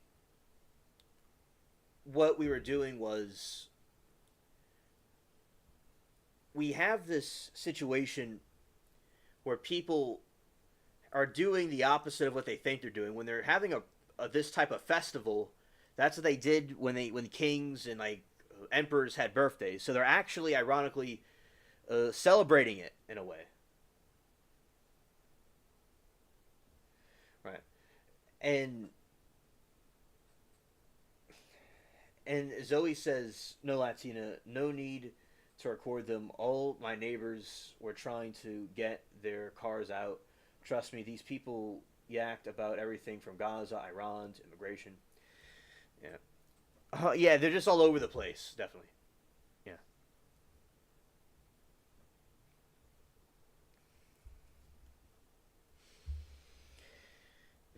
Now there were, as I said, there a lot of protesters were flying the flag of Mexico, which a lot of people are like, if they want to fly the flag of Mexico and they want to be in America, people get confused by that.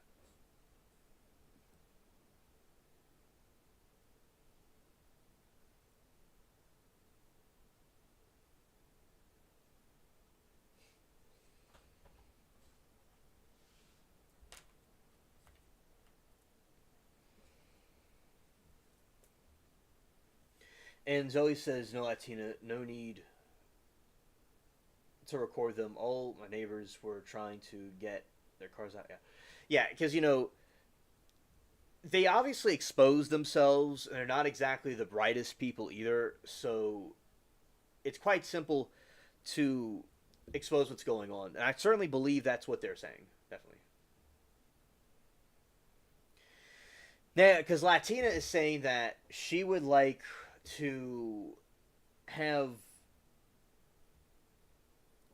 yeah, Latina would like a recording of it so they could be exposed more. So there's a video of them saying it, and people could see the video of them acting a fool.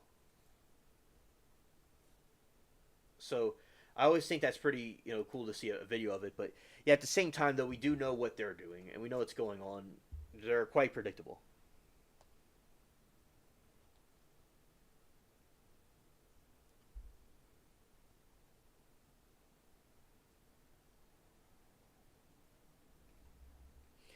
And oh, hello, Mary Toodles. Good to see you. And there was a no king protest in New Orleans today. Around 6,500 people, completely peaceful, no violence. Okay, thank you for the information.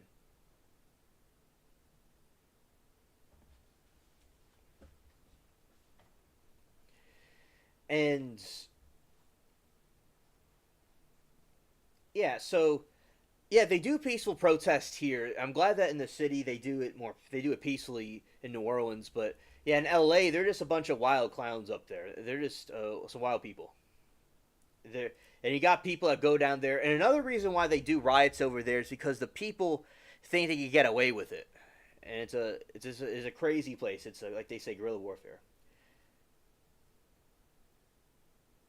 And Latina said, "I wish I could see how they blocked your church and what y'all did about it." And Zoe said, "Me too. Our newspaper was claiming 5K from our town was there, but buses from New Jersey were there." Okay.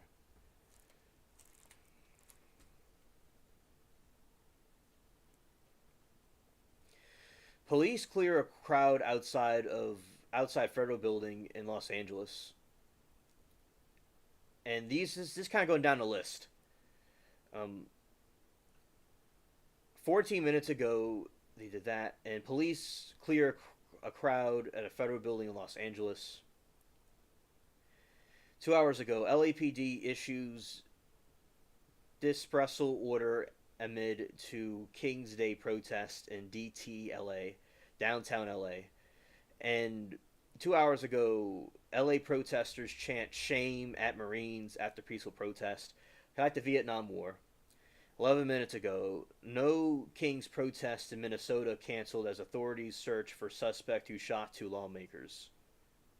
That's just, oh, I remember that when that was going on earlier. Zoe said, "Our newspaper was claiming 5K from our town was there, but buses from New Jersey were there." And Zoe says, "They were walking in the street and they didn't block our church doors. It was very hard, though." Hello, Miranda. It's great to see you. Thank you.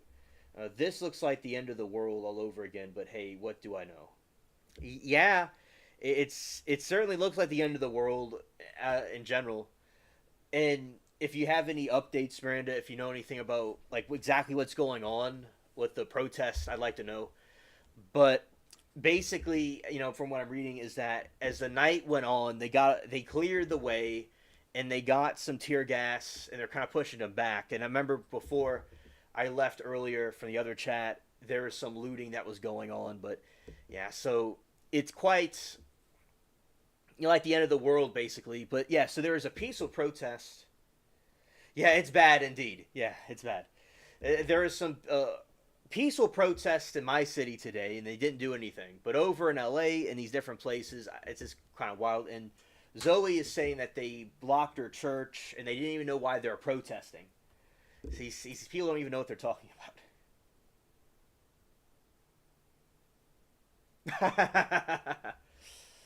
And Miranda says to Liberty, "I just heard that there was a horse that bit one of the protesters in the bosom." Hilarious. And those horses are OGs. They're not playing around. They were trained in martial arts. They know what they're doing. Those horses. They're not. Okay, Miranda. Thank you. Okay. I'm looks like I'm up to date. What's going on? Okay. The ones in my city were not violent. There were five of them. Oh, okay. That's good. Yeah, but because and I will say that I believe in peaceful protest. It is in this country. If we even if we disagree with them, they have a right to protest. That's fine. But as I said, the people that are causing a problem and disturbing the peace, blocking traffic so people can't get through, I'm totally against that kind of stuff. All right. All right. No King's protest kicks off in Riverside. A No King's Day protest kicked off Saturday afternoon in downtown Riverside and remained mostly peaceful. Police Riverside said there was no sign of any violence, only a large crowd. About 200 people showed up to anti-ICE protests on Friday and was met with a counter protest. No injuries, or arrests have been reported.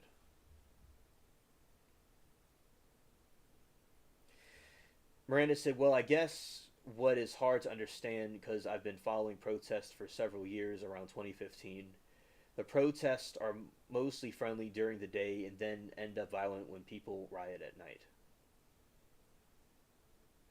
5 different protests at different times of the day. Yeah, Zoe, that's funny. Yeah, Miranda, I've only been keeping up with protests since 2020. I wasn't aware of the protests in 2015. 2016, probably not, but I knew that there was stuff going on. But now what you have is it's happening. I say quite more frequently. So yeah, 2015 it started. I didn't even know that, but thanks. Like I was not paying attention to what was going on in 2015. I had my head in the sand.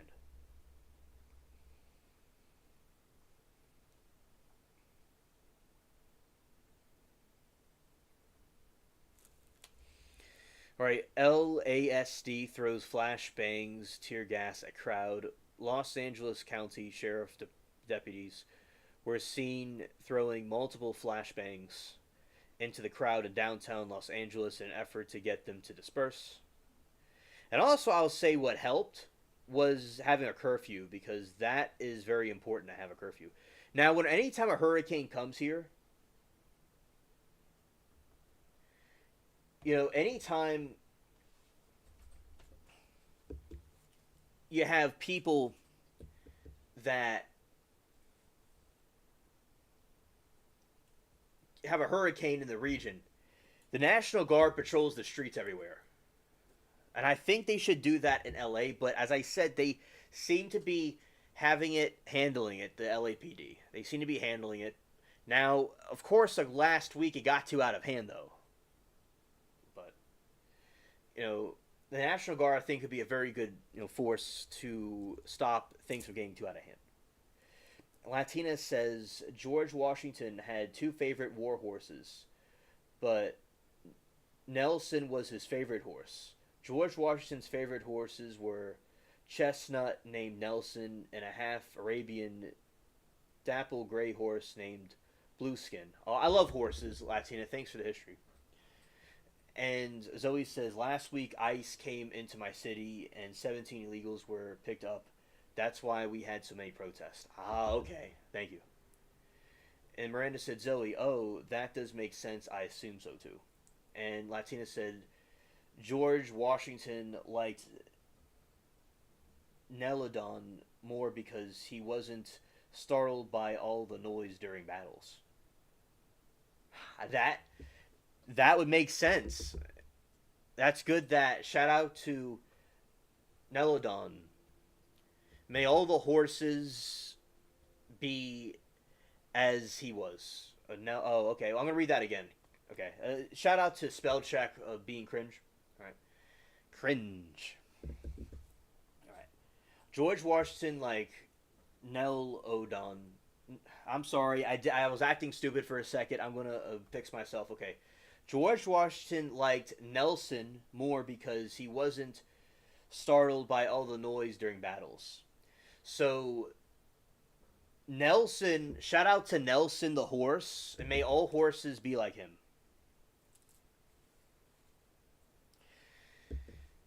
I mean, I thought like Nelodon was a cool name. Yeah, yeah, right on now, Tina. And Zoe says, supposedly an illegal burned an apartment building down. Then during reconstruction, someone saw the guys all together. 17 were picked up. Oh, wow. Scared. I'm going to read about Nelson the horse.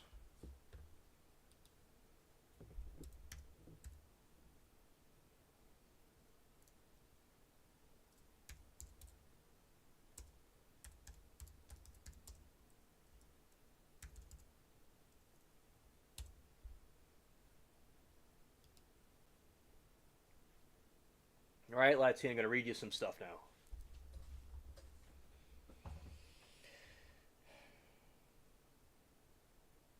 Yeah, it is a cool name for a character. Nelly Don. Yeah, yeah, shout that name. That's a cool name. And that's what ICE showed up. Apparently, someone reported him. Oh, okay. All right. So Nelson the horse, Nelson or Old Nelson, was one of the several horses owned by George Washington. He stood 16 hands high and was a chestnut with white blaze and white feet.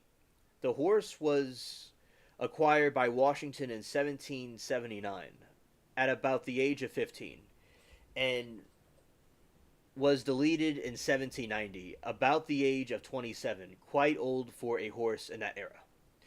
George Washington was known for being skilled horse rider, as one of his friends, the Mark de Chastelu, observed, remarking that Washington is very excellent in bold horsemen, leaping the highest fences and going to extremely quick without standing upon his stirrups, not stirrups, but his stirrups, bearing on bridle or letting his horse run wild. Nelson was significant icon for a number of years, being one of Washington's favorite horses and was described by many as a splendid charger. History. Nelson was followed, which that what that means is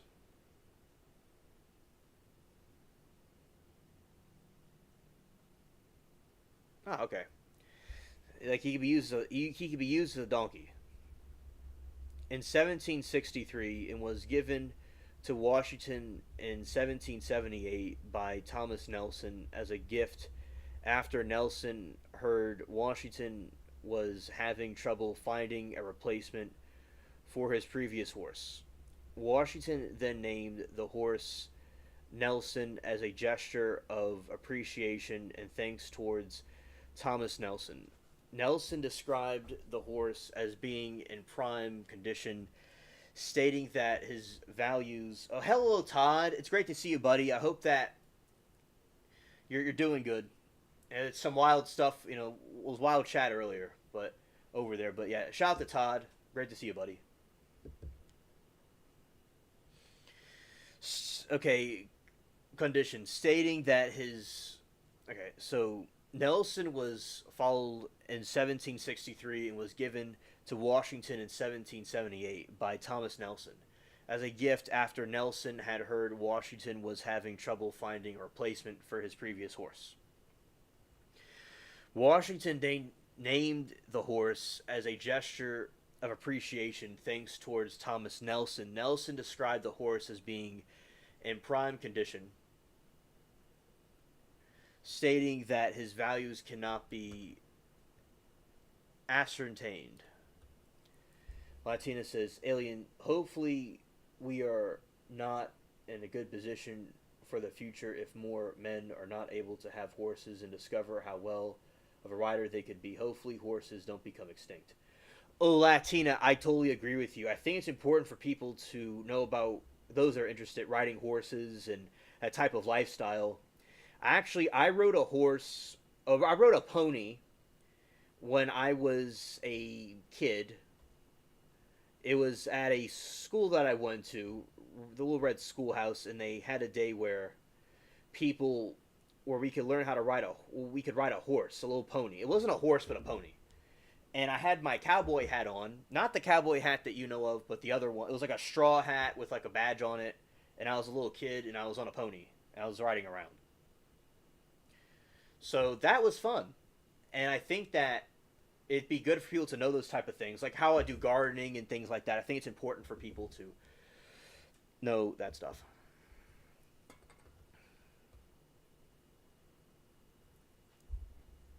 He is now 9 years old and for excellent qualities. Washington stated that Nelson was his most favorite horse and used during battle situations during the Revolutionary War. Miranda says horses in a protest are at least of our worries. They're officers protecting us. Yes, I think that horses to this day are still being used to protect our cities in LA from the Sheen protesters that came of the evil spawn of Timu.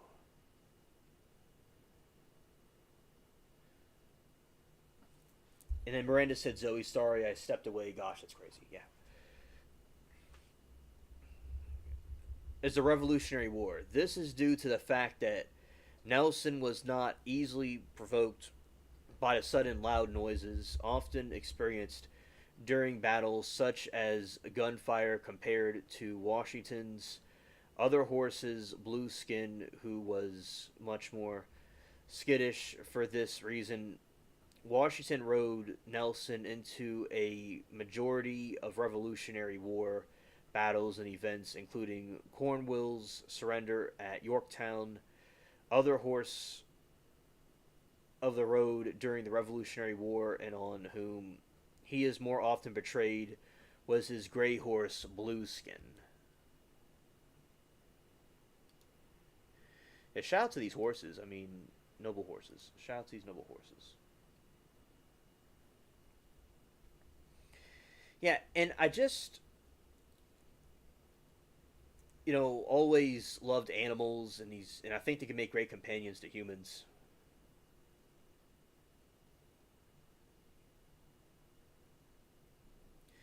There's an update about something from Twitter I'm going to read y'all. Oh, X. Whatever you want to call it.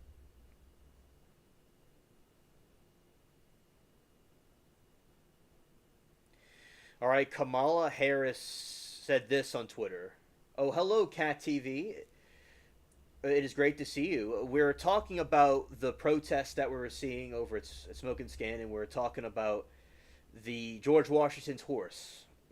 Some of horses he had. And just like stuff with the news. Oh, you're welcome, Latina. Yes. I'll read you all something that Kamala Harris said. She said, I am devastated by the loss of Minnesota State Representative Melissa Horton and her husband. Mark is horrifying act of violence. Our prayers with the children and the loved ones with them, and with the state senator John Hoffman and his wife Yvette, who were also targeted.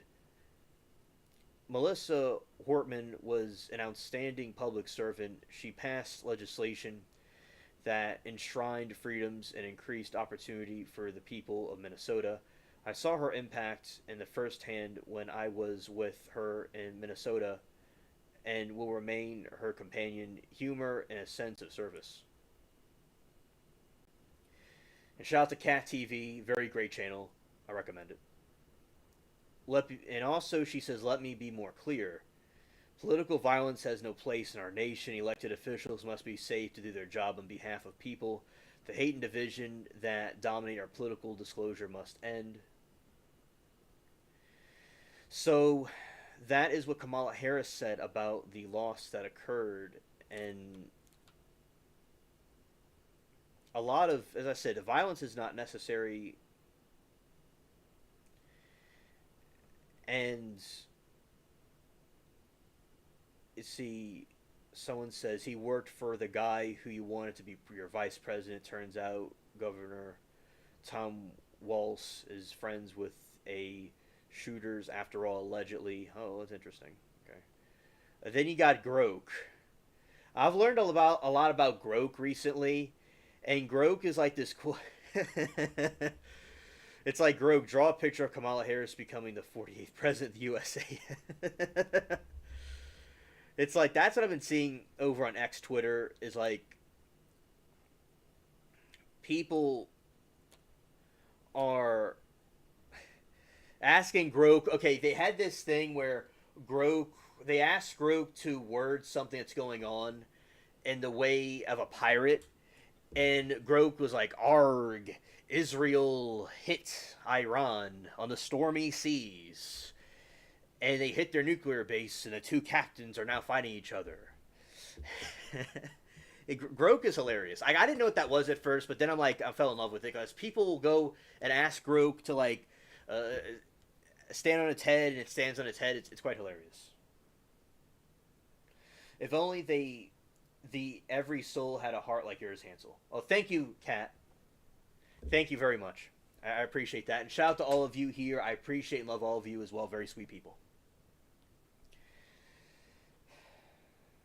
Yeah, and I think that the violence and the hatred is not necessary where people could protest peacefully without this deleting each other. Whatever side it's on, I think that it's quite wrong. And continuing with this, it says, so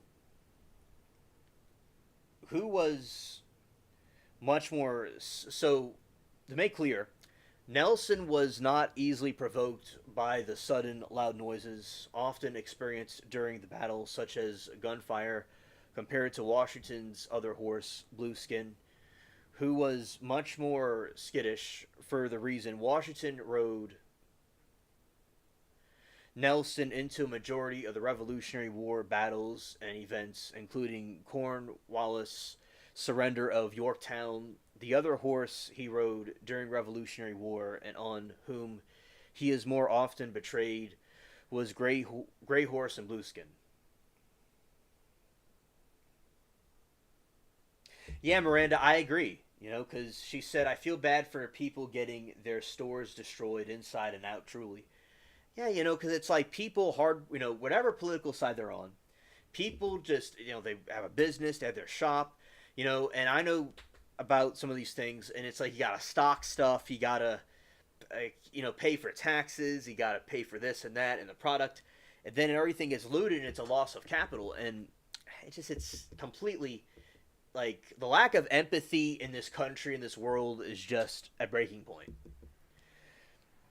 Where people are stealing stuff, and then people are going to, like what Damon said, how people are not going to want to be there anymore, and they're going to want to move somewhere else, and people got to travel 20 minutes, 30 minutes to go to a store.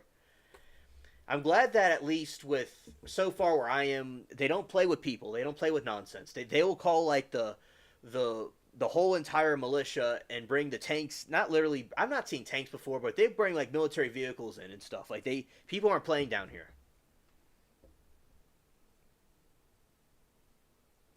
And Miranda says, yes, whoever you are, I never want to destroy your life that way. It's not fair. It's not fair, we only get to live once.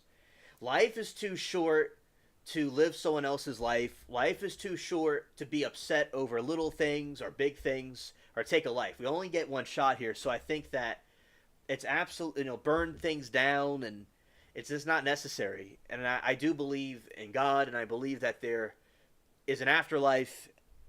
And I do also believe in the ancient, even more ancient religions where they believe in karma and stuff like that. So people, I think that, what goes around can come around. Latina said, let's all remember these aren't protests when they're burning the Shia down, poor people that live in those areas. Shaking my head. They are not protesters. They are rioters. And I believe that people have a right to peacefully protest. It's their constitutional right. I want them to have that right. And they have to have it. Because North Korea and these other countries and China, they don't really like people having any kind of protests. But over here, we could have people protest their opinions. But when you have rioters, you're undermining democracy and republic. People like to call it a republic. They like to call it a democracy, so I'm going to say both. You're undermining democracy and republic and human dignity when you go and have a destroying, burning stuff down. And a lot, especially during the 2020 riots, you had people that were destroying stuff where there's people that were not that wealthy, people that, even black communities and stuff, and they're just burning down people's things. It's not right. It's hurting regular people. And also, I can't emphasize enough, when people are blocking traffic, when people are trying to get home or throwing bricks at people's windows, is completely barbaric and unacceptable. They're completely against everything our country stands for. So yeah, there is a difference between protesters and rioters. Amen, Latina, definitely.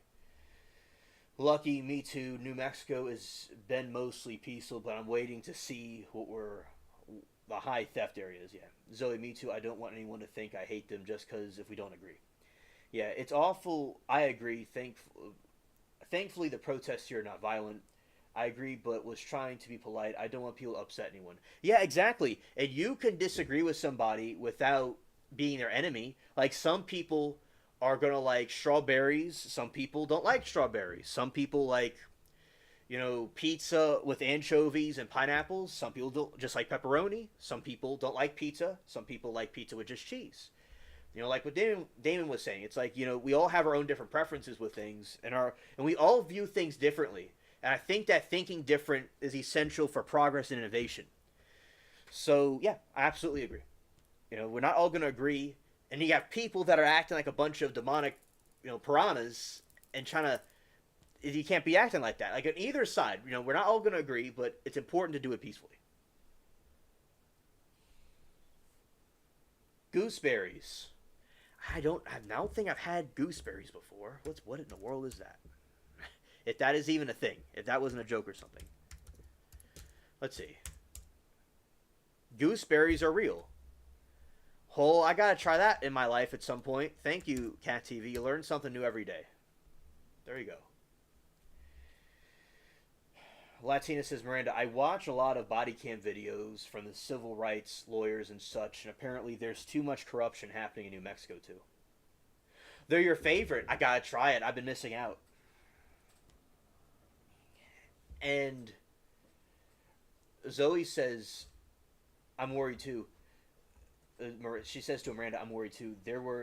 ICE has had people there all week. Thankfully, the rain will keep people off the streets. Yeah, people scared. Me too. Scared.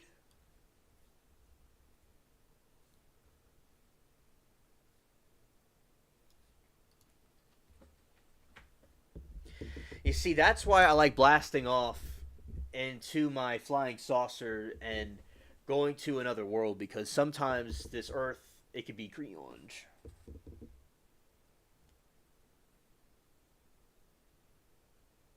Scared. Boo. Scared.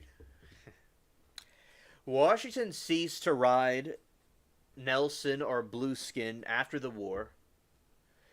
As both horses survived unharmed, after the war, Washington Washington retired Nelson and Blueskin to Mount Vernon, where the two horses lived a life of ease and comfort. However, unlike many of the wealthy horse owners, Washington would regularly check on his horses and ensure they were being tended to properly. Washington would visit Nelson's paddock, often where it was reported that the old war horse would run knighting the fence and proud to be caressed I may be saying it, caressed by the great master's hand. Oh, that's cute. Miranda says, "Oh, Latina, I love those. Yes, we've had major problems in New Mexico so for long, like protecting children, and is not a thing here." All right, now I'm going to read about Blue Horse. Well, what I meant to say was Blueskin.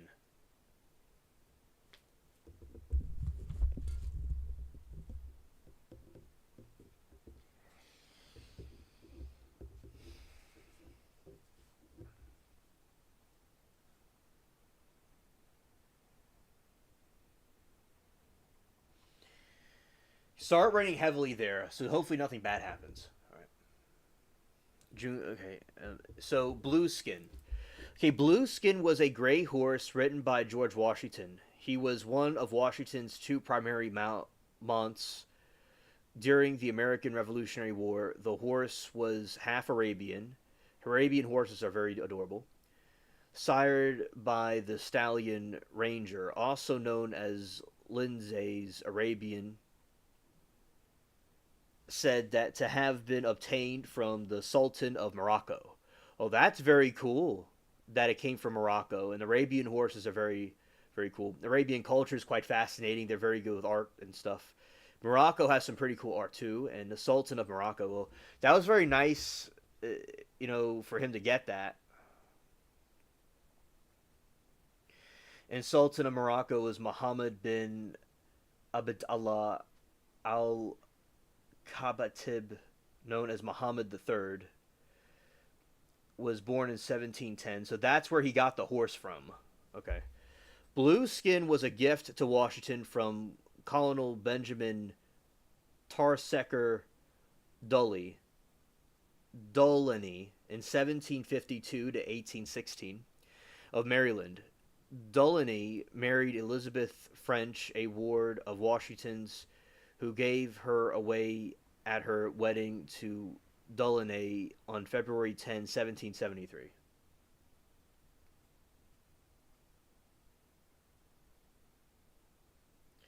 Blue elbow. No, it's it could be a blue elbow, but it's a blue skin. That's what the horse is called. Blue skin, due to his white hair coat, was the horse most often portrayed in artwork depicting Washington on a horse. Washington's other primary riding horse was Nelson, a chestnut gelding said to be calmer under fire, and Blueskin. Both horses were retired after the Revolutionary War. Blueskin lived at Mount Vernon until he was returned to Miss Dullany in November 1785, following the note. Well, I'll read in a moment. All right. Cat says John O'Keefe fell off a blue paint before he was thrust down the lawn while tracking a kitten in the snow. Oh, scared. Well, there you go, Cat TV. That's what happened. Hilarious. That's why I like animals better than some people I know. Oh, yeah. I know what you mean. Miranda said, Zoe, thank God, me too. I just wish we could all get along. I agree. Protesting, no riots, though, yes. Cat TV says he shouldn't have tried to enhance Chole with a ham sandwich. Hilarious. Latina says, yeah, alien spaceship. Arabian horses are special breed to be able to be that fast and handle desert climate. Oh, yeah, definitely. And I think the desert is a very beautiful place. Very fascinating. The only deserty type place I was in was, I feel Mississippi is kind of like a desert. Shout out to Bubbles, the white cat. He kind of woke up for a sec. He's cleaning himself now. And yeah, I just think that with the terrain they have to deal with and the deserts, the winding, rolling desert, it's very great that they're able to master that terrain and adapt and evolve for it. And as I said, Mississippi has some clay that looks kind of deserty, but I've never been in a desert before. It was just kind of similar to it, I guess. But no, I've never been in it like a full New Mexico or Arizona or California. I've not been to the West Coast in person, which I'll go to the West Coast in the future. There's a lot of things I want to see over there. But anyway, Mississippi kind of is a little similar to it, a little bit in some little spots. But yeah, it's very cool. Deserts are very cool. As I said, Mississippi's not a desert, but it has like red clay. Yes, there are beautiful American deserts. And I mean, the American deserts are so like nostalgic and very sentimental to me because it's where the pioneers and the frontiersmen went to explore the West Coast, and that's where cowboys and stuff were, especially Texas and things like that. Very cool terrains. No pun intended because it's actually hot, but I love the American deserts. Very, they're better than any deserts on Earth. Shout out to Mary Toodles. And yeah, it's a very, enchanting deserts. A lot of stories. Like the Twilight Zone has a lot of deserts in there talked about, because of the Old West. So yeah, I love the American deserts. Though the American deserts are the best. The note from George Washington to George Washington was, General Washington presents his best respects to Miss Dullany with the horse Blueskin, which he wishes was better worth her acceptance. Marks of antiquity have supplied the place of those beauties with which his horse abounded in his better days. Nothing but the recollection of which, and his having been the favorite of Mr. Delaunay in the days of courtship, can reconcile her to the merger appearance he now makes. Prior to the revolution, in addition to being the nation's first president renowned for his leadership during the Revolutionary War, George Washington was also known for initiating presidential pets. From the outset, George Washington valued outdoors, his country home, his dogs, and livestock. He also loved his fine horses and frequently took to speed contests before the Revolution. Washington attended various social events and held at the races in Annapolis. Historical significance to the Revolution. Horses have become valuable assets throughout military history. Effectively trained war horses became formidable enough to match the deadliness of their riders. In addition to physicality, they considerable psychological impact on soldiers by boosting morale and courage or instilling fear in the enemy. The impact of horses boosted the efficiency of militaries and their strategies. While horses are largely ignored in accounts of famous battles, they ultimately were crucial contribution to success, such as the American Revolution. Washington's ability as the horseman allowed him to strengthen his cavalry's capabilities and heightened the image of the Americans. During the Revolutionary War, the colonists were highly underestimated and dismissed by the mother country. The British perceived the rebels as merely a resentive mob of people without agency and certainly not gentlemen of breeding. However, George Washington utterly transformed his preconceived notion of the colonists with their persona as gentleman and gallant leader. His ability to command horses conveyed his impression even further and was described by the British officers. He was very impressive figure both on horse and off. You see how they thought that they were troublemakers, they were rebels, but they were... Okay, Zoe, enjoy your rest of your evening, and thank you for stopping by, and have a great rest of your time at work. All right. Shout out to the animals that you care for. All right. And you see how he was underestimated, how they thought he was not a gentleman, but look what he did. He was like the most notorious gentleman of all time, and he would become the first president of the most powerful country on earth. You know, so that's why, like the Bible says about being humble and not, you know, that the sit at the lower end of the table, and God will put you to the higher end of the table. You know, that's why he was humble and a gentleman, and they underestimated him. But look what he did.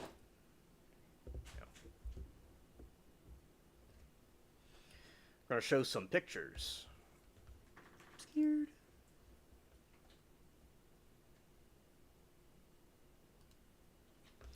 I'm going to take me out the way for a second and look at this. So this is in one of the images. Well, it's not an image, but it's like one of the paintings, a depiction of it. You got him and his trusty steed, and they're kind of walking through. Right there. And here's another one. You got the nice undulating clouds and the blue sky and kind of dark clouds too, kind of stormy clouds. And he's just, the trusty steed is there. And like, look at that. You know, a nice sophisticated gentleman of the era. You know, dressing better than most people do today. Still. and very elegant, very nice. We got this scene. It's kind of like evening, kind of like dusk, but it's stormy, and he's holding something. I'm not quite sure what he's holding, and he has his sword, and he has his the horse is just chilling in the background. But the horse is like kind of like beefing with the dude in the background who's like, he's is the gentleman was being in the background was being unhinged, and Blue had to put him in his place for a moment, but it was just something brief, and he's nice pose. Scared. And then you have this heroic scene of him in the battle holding the flag in the midst of the chaos right there. That's very cool. And you have him pointing his sword. That is a very good portrait right there. A good action scene. And yeah, it was a beautiful horse. And now it's in the history. It's being talked about on all over the place, the internet now. So that's very cool and very excellent. Let's see. Is there another one? Or that is it? Oh yeah, that was it. Okay.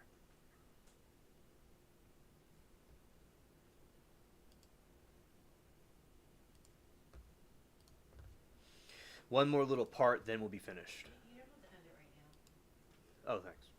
But we're like coming to the end of it. Well, like 10 or 10:30 is fine. I know, but Hansel, I was just trying to be nice. I know. Just I'm just saying that we're just completing. do whatever you want to do. Okay, I'm sorry.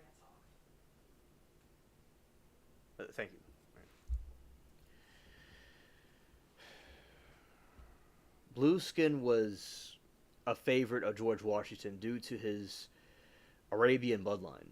The horse had great endurance in the country and could carry Washington, who was said to be over 6 feet tall, all day on the march or in battle. However, Washington preferred to ride his horse Nelson in battle since Blueskin was prone to be skittishness around gunfire and cannonball blasts, while Nelson was more composed in those circumstances.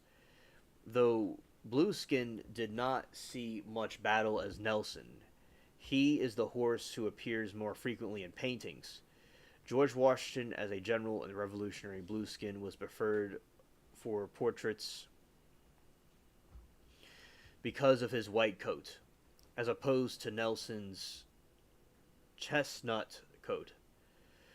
Grays, browns, and darker, but adult hair coat often became pure white, and their skin is black which can appear bluish in sunlight, thus the name. It is unclear whether any contemporary portraits who painted George Washington with Blueskin had the horse standing as a subject. P.L. and Fayed certainly did not. Fayed had not traveled to America. Author William Spahn Baker noted in 1880 that the horse in Faye's painting was said to have been done by British painter R. Ansdell. Turnbull was well acquainted with Washington, and although Washington sat for Trumbull a number of times, it is unknown whether Blueskin accompanied him. Other portraits are unlikely accurate representations of Blueskin, rather pastiches borrowed from the painting, such as David's equestrian portrait of Napoleon crossing of the Alps. Judging from the Roman nose and rounded croup with low tail set illustrated that these paintings and the opposite of traits associated with Arabian ancestry. The horse used in the model in some paintings are likely in Andalusian descent. I know what that is. I'm going to look that. We're going to kind of like briefly talk about what that is exactly. All right. So, well, Latine, I'm glad you're enjoying the article. I always like reading all stuff. The Andalusian, also known as the pure Spanish horse, Pura Raza Española, is a horse breed from the Iberian Peninsula, where its ancestors have lived for thousands of years. The Andalusians have been recognized as a distinct breed since the 15th century, and its conformation has changed very little over the centuries. Throughout its history, it has been known for its prowess and warhorse and was prized as nobility. The breed was used as a tool of diplomacy between the Spanish government and kings across Europe, rode and owned Spanish horses. During the 19th century warfare, disease and crossbreeding reduced numbers dramatically, and despite some recovery in the late 19th century, the trend continued into the early 20th century. Exports of Andalusians from Spain were restricted until the 1960s, but the breed has since spread throughout the world. Despite their low population in 2010, there were more than 185,000 registered Andalusians worldwide.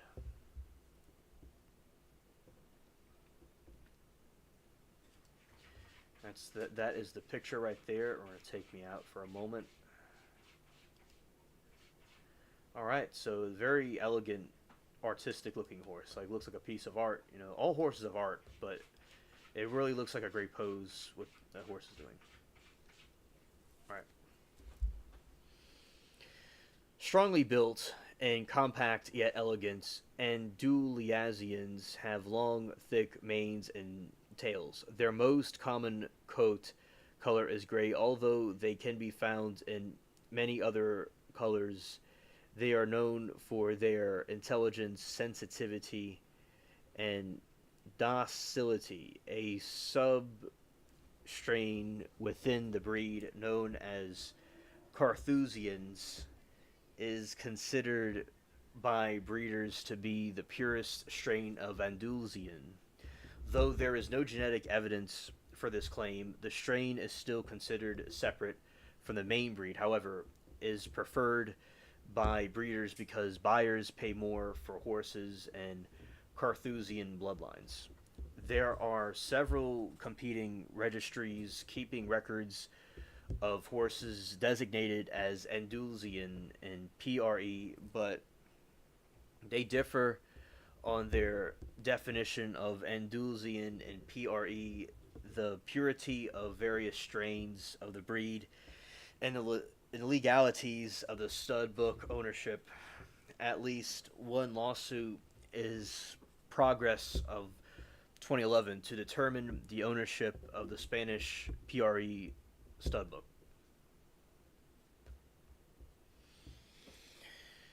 The Andalusian is closely related to Luciano of Portugal and has been used to develop many other breeds, especially in Europe and the Americas. Breeds with Andalusian ancestry include many warm bloods in Europe as well as Western Hemisphere. Breeds such as Aztecia and its centuries of development, the Andalusian breed has been selected for athleticism and stamina. The horses were originally used for classical dressage and driving and bullfighting, and stock horses, modern Andalusians, are used in many equestrian activities, including dressage, show jumping, and driving. Breed is also extensively in movies, especially historical pictures and fantasy epics. Alright, got some more right here. Let's see. Yeah, you got to, they're just chilling. They're all walking. They're all yoked. Okay.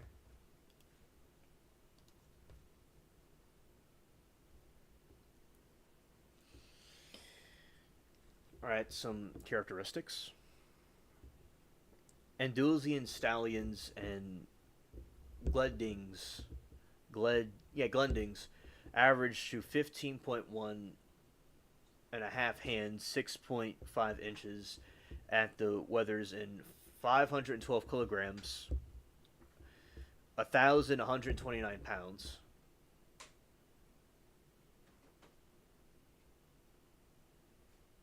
Sorry, she says, sorry, there is writing in the comments right now and other comments. Oh, okay. Okay, Miranda, understood, thank you. And 412 kilograms. The Spanish government has set the minimum height for registration in Spain 1,500 hands, 60 inches for males, and 14.3 hands for mares. Latina says, that's why I was saying there aren't enough horses, and I hope that they don't get extinct because their bloodlines are very important. They have very special qualities. Exactly, and I think that people need to, horses need to continue their population. They need to not go out. Their population needs to, increase. It needs to not decrease. We don't want to have them as an endangered species. There has been animals that have gone extinct, and we are going extinct, and we do not want that for happening. We don't want that happening.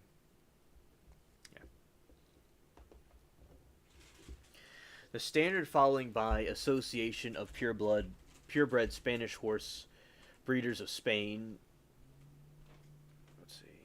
Asociación Nacional de Criadores. I'm not saying it in an accent or anything. I'm just saying the words. De Caballo de Pura Raza Española. ANCCE, the Andalusian horse associated with Australasia. The Spanish legislation also required that the order of animals to be approved as either qualified or elite breeding stock, stallions must stand at least 15.1 hands, and mares at least 15 to the fourth power hands, or 60.25 inches, 153 centimeters. Oh, hello, DeLeon Auto Detailing. And here's your wrench, buddy. I'm doing this where I give everybody a wrench, because for that I know, and I've known you for a while, I could say. There you go. It's an honorary thing. Hello, DeLeon. I am doing very well. We were talking about the riots and protests in LA. We were talking about George Washington's horses that he had. And now we're talking about a horse from Spain. A very elegant horse. And Latina's concerned, brought the concern to me that a lot of these horses, their population is decreasing. And it's not good because we don't want horses to go to extinct. Yeah, I'm doing very well. And having a good stream and a good time with chat and in general, so yeah, we're doing well, and I hope that you're doing well too, buddy. I'm glad to have you here with us. Andalusian, and also I've known DeLeon Auto Detailing since first grade, by the way, and so yeah, shout out to him. And Andalusian horses are elegant and strongly built with a straight or slightly convex profile. Ultra convex and concave profiles are discouraged in the breed and are penalized breed shows. Necks are long and broad, running to well-defined withers and massive chest. I'm glad you're doing good, buddy. I'm glad you're doing good.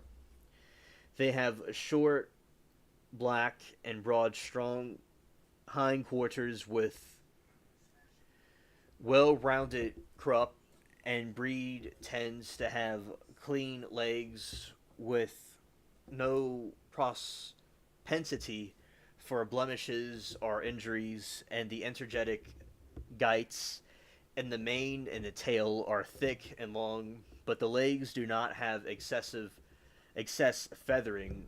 Andalusians tend to be docile with remaining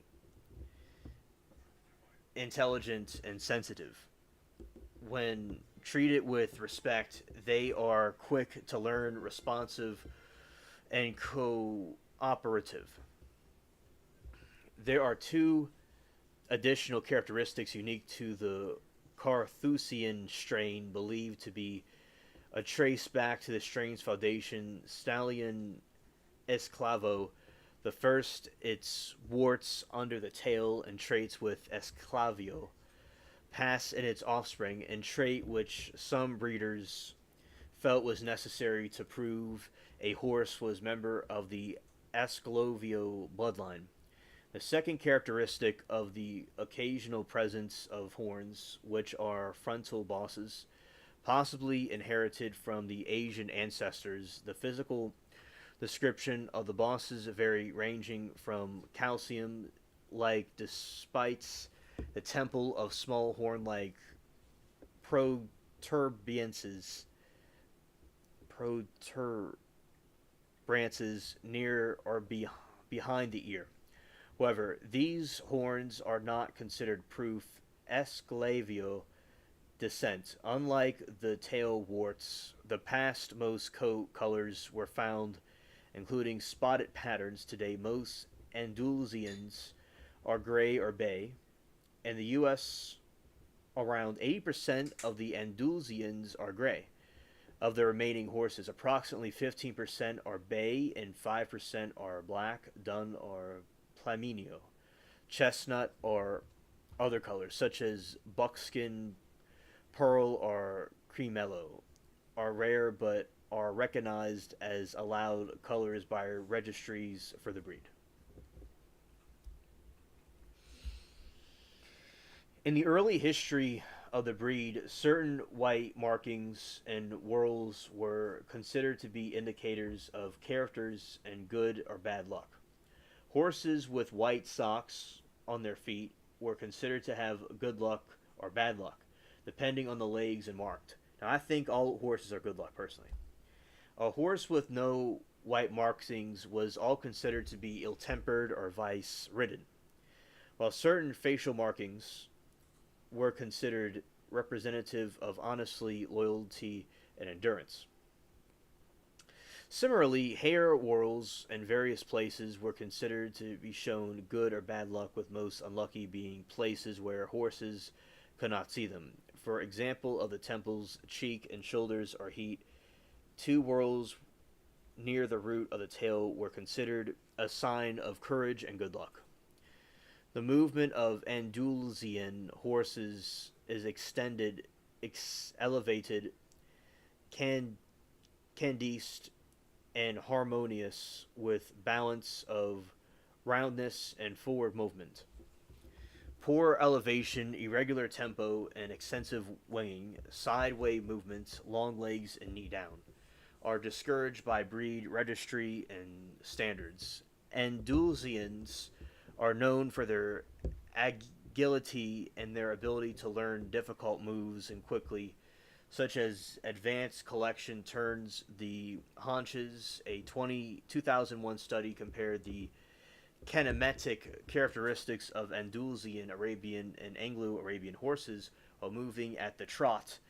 Andalusians were found to overtrack the less degree of the hind foot lands and ahead of the front hoof print, but also exhibit greater flexing of both fore and hind joints movement, inconsistent with the more elevated way of going typically found in the breed. The authors of the study theorized that these characteristics of breeds trot may contribute to their success as a riding or dressing horse. A 2008 study found that the Andalusians experience ischemic, reduced blood flow, diseases of small intestine, and rate significantly higher than other breeds, and stallions had a higher numbers of inguinal hermies, with the risk occurrence of 30 times greater than other breeds. At the same time, they also showed lower incidence of large intestinal obstruction. In the course of the study, Andalusians also showed the highest risk of lamitises and medical complications related to the intestinal issues. And you have this right here, lamit is a feet or ingletes found most horses and cattle. Inflammation. Okay, it's inflammation. And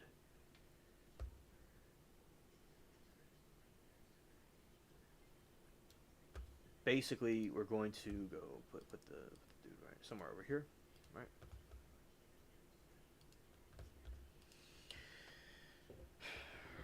Talk about some early development.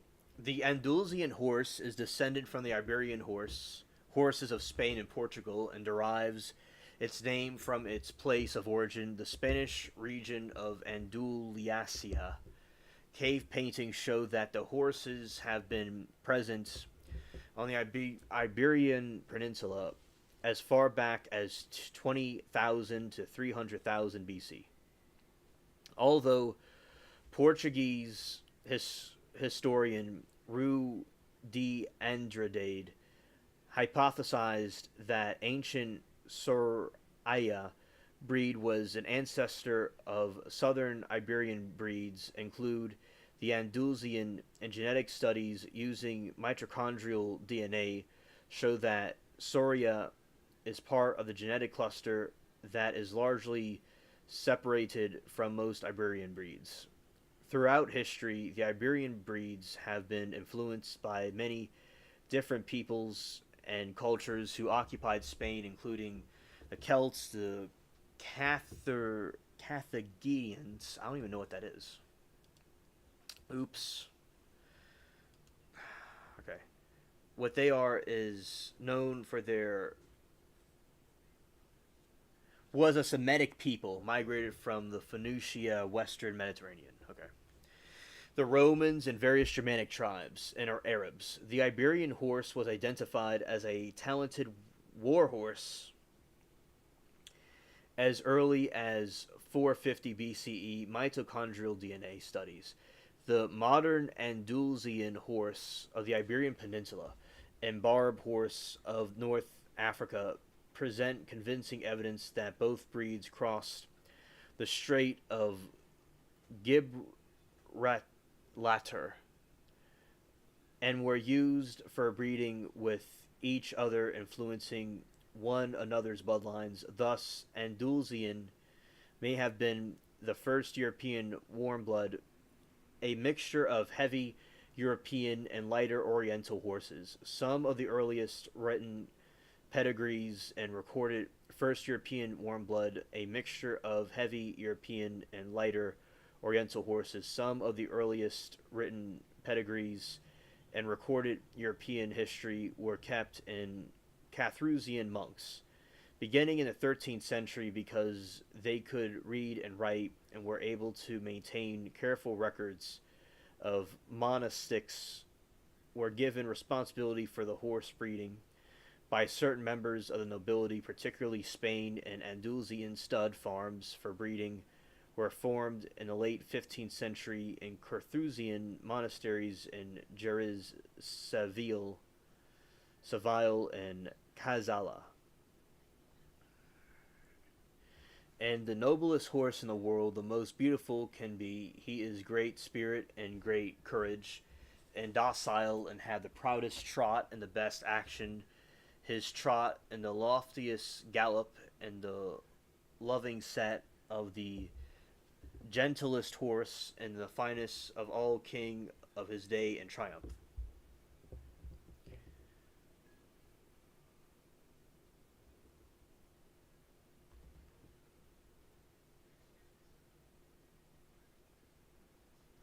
This type of horse was used by a lot of people in royalty. Spanish horses also were spread widely as a tool of diplomacy by governments of Spain, which granted both horses and exports rights to favored citizens and other royalty. As early as the 15th century, the Spanish horse was widely distributed throughout the Mediterranean and was known in the northern European countries despite being less common and more expensive there. As time went on, kings from across Europe included every French monarch from Francis the First to Louis the 14th. No, I got mixed up. Louis the 16th, and had equestrian portraits of created showing themselves riding the Spanish type of horses, and the King of France included Louis. That was Louis the 14th right there, and the and especially preferred the Spanish horses, and groom of the Henry the Henry the Fourth, and Solomon de Le Brayu said the 1600, comparing the best horses, I give Spanish horses the first par in perfection, because it is most beautiful, noble, grace, and courageous. War horses from Spain and Portugal began to introduced to England in the 12th century, and important continued through the 15th century. In the 16th century, Henry the 15th received the gifts of Spanish horses from Charles V and Fernando II of Aragon.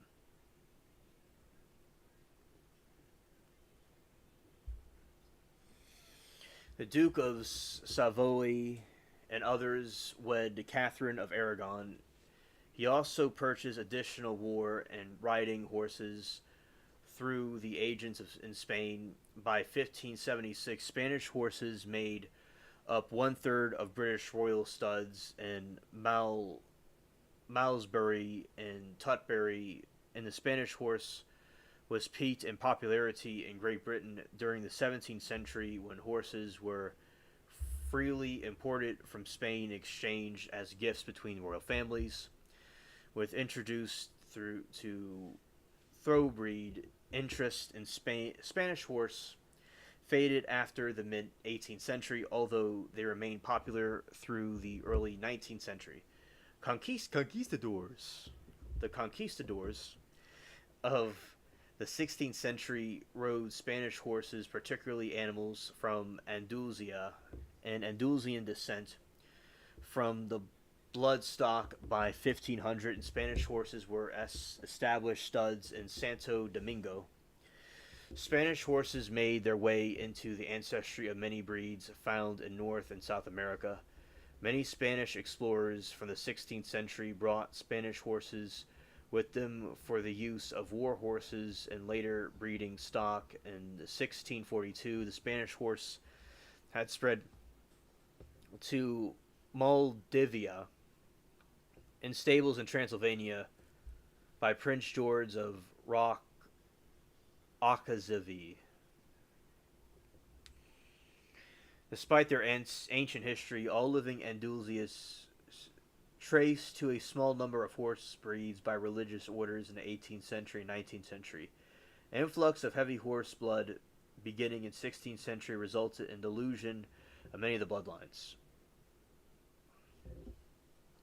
Only those protected by selective breeding remained intact to become the modern Andalusian. During the 19th century, an Andalusian breed was threatened because many horses were stolen or requisitioned. Wartime include the War of Oranges and Peninsular War, and the three Carlists of wars. Napoleon's invading army also stole many horses. One herd of Andalusians was hidden from the invaders, however, subsequently used to renew the breed. In 1822, breeders began to add Norman blood into the Spanish bloodlines as well as infuse with Arabian blood. This was particularly because the increased mechanization change needs within the military called horses with more speed and cavalry charges, as well as horse with more bulk and pulling gun carriages. All right, and you got this right here. That's still in writing one.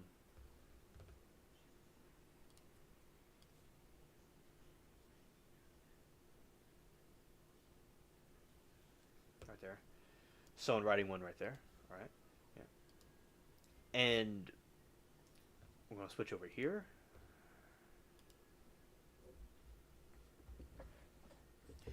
All right, and that'll be it for this stream. But I wanted to thank everybody for coming here. We had a very good stream, good conversation. I was glad to see all of you. Everybody have a great rest of your weekend. I'll be keeping up with the protests and riots and the other news that's going on in the world. And yeah, we had a good time.